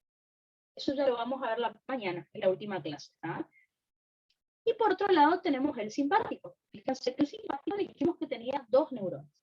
La preganglionar es corta, libera acetilcolina. La postganglionar es larga, libera noradrenalina. Nos está faltando entonces, para completar esta idea, el parasimpático. Vamos a ver cómo es el tema en el parasimpático. El parasimpático, de vuelta, también es una vía bineuronal. Tenemos entonces la neurona preganglionar. A diferencia de la preganglionar del simpático, la preganglionar del parasimpático tiene un recorrido largo. Así que acá, en simpático, preganglionar es corta, postganglionar es larga. Acá al revés. En el parasimpático, la preganglionar es larga, le dibujo en la misma distancia. Simplemente acá les pongo la característica. Esta neurona preganglionar también libera acetilcolina, al igual que la preganglionar del simpático. Esa acetilcolina se va a unir también a receptores nicotínicos, que van a estar ubicados en la neurona postganglionar, para hacer sinapsis con eso. Así que, nuevamente, fíjense, si yo digo, todas las neuronas del sistema nervioso autónomo liberan acetilcolina. Si digo eso está mal. Ahora, si yo digo, todas las neuronas preganglionares del sistema nervioso autónomo liberan acetilcolina. Sí, es verdad. Todas las preganglionares son colinérgicas. ¿Ah? Esa acetilcolina, como pueden ver, también se va a unir a receptores nicotínicos de acetilcolina, que ya sabemos que son ionotrópicos y que están ubicados en la neurona postganglionar, como ven acá. Así que hasta ahí, excepto la longitud, vienen iguales. Fíjense que la acetilcolina me estimula, me abre canales de sodio en la neurona postganglionar, y ahí se inicia el potencial de acción en la neurona postganglionar. La neurona postganglionar del simpático tenía un recorrido muy largo. En cambio, la postganglionar del parasimpático es muy cortita. Para que tengan una idea, la preganglionar del parasimpático sale de la médula y va hasta la pared de la víscera. Se hace todo el recorrido. Y la postganglionar tiene centímetros o milímetros nada más de longitud, porque ya está dentro de la pared de la víscera. Así que, imagínense que acá nuevamente tengo la víscera. La neurona postganglionar tiene un recorrido miniatura muy chiquito de milímetros o centímetros, ¿ah? Donde va a liberar acetilcolina, pero esta acetilcolina ya no se va a unir a receptores nicotínicos, como veníamos estudiando hasta ahora, sino que se va a unir a receptores muscarínicos, ¿no es cierto? Que es el que se encuentra en las vísceras correspondientes. Acuérdense que los receptores muscarínicos son metabolotrópicos. Así que, con esto, fíjense que ya tienen todo resumido. Ahora les voy a mandar todas las fotos de hoy por las dudas si quieren anotar algo más. ¿Ya? Tienen resumido la comparación entre el sistema nervioso somático, simpático y parasimpático. Entonces, tipo verdadero o falso. Todas las neuronas del sistema nervioso autónomo liberan acetilcolina o todas liberan noradrenalina, es falso. Ahora, todas las neuronas preganglionares del sistema nervioso autónomo liberan acetilcolina. Eso es verdad. ¿Todas las neuronas del simpático liberan noradrenalina? No, eso es falso. Las preganglionares liberan acetilcolina. Las postganglionares liberan noradrenalina. ¿Todas las neuronas del parasimpático liberan acetilcolina? Eso sí es verdad, ¿ven? Ambas. Solamente que esta acetilcolina se une a receptores nicotínicos y esta acetilcolina a receptores muscarínicos, por ejemplo. ¿Está? Así que, la verdad que muy interesante este tipo de inervación. Por suerte, como les dije, la inervación acá no es tan complicada como la que estudiamos en simpático, es bastante sencilla en realidad. Así que les puse acá lo que les comenté hace un ratito, ¿ven? La neurona preganglionar es de tipo colinérgica, es decir, libera acetilcolina, que su recorrido es largo, desde médula espinal o del tronco del encéfalo, depende de donde estemos hablando, hasta la serosa, o sea, hace todo el recorrido. ¿Ah? Y las neuronas postganglionares, en cambio, son de tipo colinérgicas también, y su recorrido es corto, es de centímetros, en la pared de la víscera. Así que, si tuviéramos que dibujar esto, igual como les dije, la inervación es súper cortita. Así que yo les voy a dibujar médula espinal, pero recuerden, puede ser bulbo también, como ya hemos dicho. ¿Ah? Así que imagínense, el dibujo que me salió mal hoy. Imagínense entonces que tenemos la médula espinal. O puede ser bulbo, como ya les dije. Tenemos la neurona preganglionar, que va a salir por el asta anterior de la médula espinal, o del bulbo, si estamos hablando de un par craneal. Acá imagínense que vamos a tener la víscera correspondiente. Entonces, quiero que vean la inervación del simpático que hicimos hoy. Miren todo el quilombo, ¿tá? Que el sinapsis en ganglio, fíjense que la mitad, un recorrido corto la hacía la neurona preganglionar, recorrido largo la postganglionar. Ahora fíjense esto. La neurona preganglionar es la que hace el recorrido más largo ahora. Sale por el asta anterior de la médula espinal o sale de bulbo o protuberancia, si estuviéramos hablando de un par craneal, eso depende, y hace todo el recorrido hasta llegar a la víscera, fíjense. En la pared de la víscera está la neurona postganglionar, que como les dije, tiene un recorrido súper cortito, miren lo chiquita que es. Esta entonces es la neurona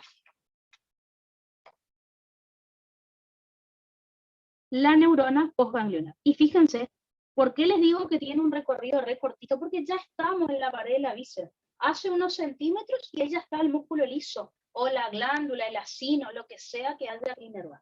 Así que, sistema nervioso simpático, neurona preganglionar tiene un recorrido corto, la postganglionar un recorrido largo. ¿Está? Fíjense que acá no hacemos sinapsis en ningún ganglio, pero bueno, le quedó ese nombre, ¿no es cierto? En cambio, en el sistema nervioso parasimpático, la preganglionar tiene un recorrido hiper largo hasta la víscera, la postganglionar solo un recorrido de centímetros, muy, muy corto. Así que más fácil esta inervación. Perfecto, entonces, vamos a dejar hasta ahí. Mañana en la mañana tenemos la última clase de neuro, así que tenemos la última clase de neuro y después si quieren, ya la verdad que no sabemos todavía si va a entrar el bolillero o no, pero no se asusten.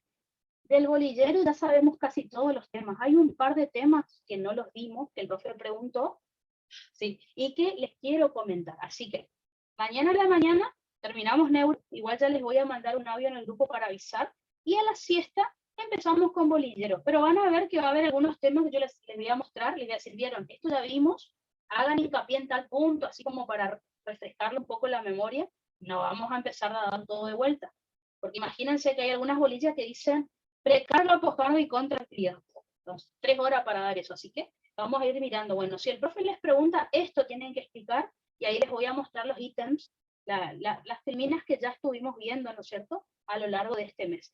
Ahora, hay algunos temas que no dimos, y que el profe pregunta en el bolillero, bueno, ahí sí, me voy a detener un poquito, para que ustedes vean qué le podrían explicar al profe, ¿está? Pero bueno, prácticamente todo el bolillero está dado por suerte, así que será un repaso, y algunos temas sí yo me voy a detener, ¿está? Así que les dejo que descansen, estudien y nos vemos mañana para la clase.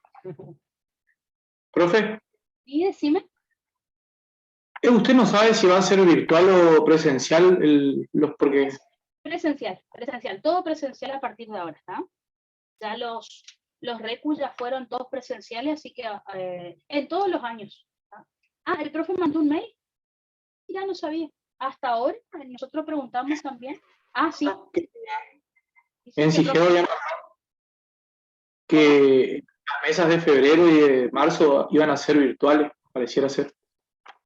Yo creo que no, ojalá que no, porque, o sea, si me preguntan a mí, yo por lo que vi en los exámenes son más fáciles los presenciales. Ah, el profe aclaró hoy, mandó hoy, dicen acá que el profe mandó un mail aclarando que ya va a ser presencial. Y yo, me parecía raro. Y otra vez virtual, ustedes vieron lo que son los exámenes virtuales, son más difíciles. Y los presenciales, no les digo que son regalados, pero son más fáciles, porque ellos ahí entienden que ustedes no se van a copiar supuestamente. Así que para mí mejor presencial. Y lo mismo, les comento, no sé si a ustedes les tocó rendir ahora algún rep o algo, pero hay chicos que rindieron orales con los profes y me contaron que estuvieron bastante buenos, que muy buena onda, la verdad.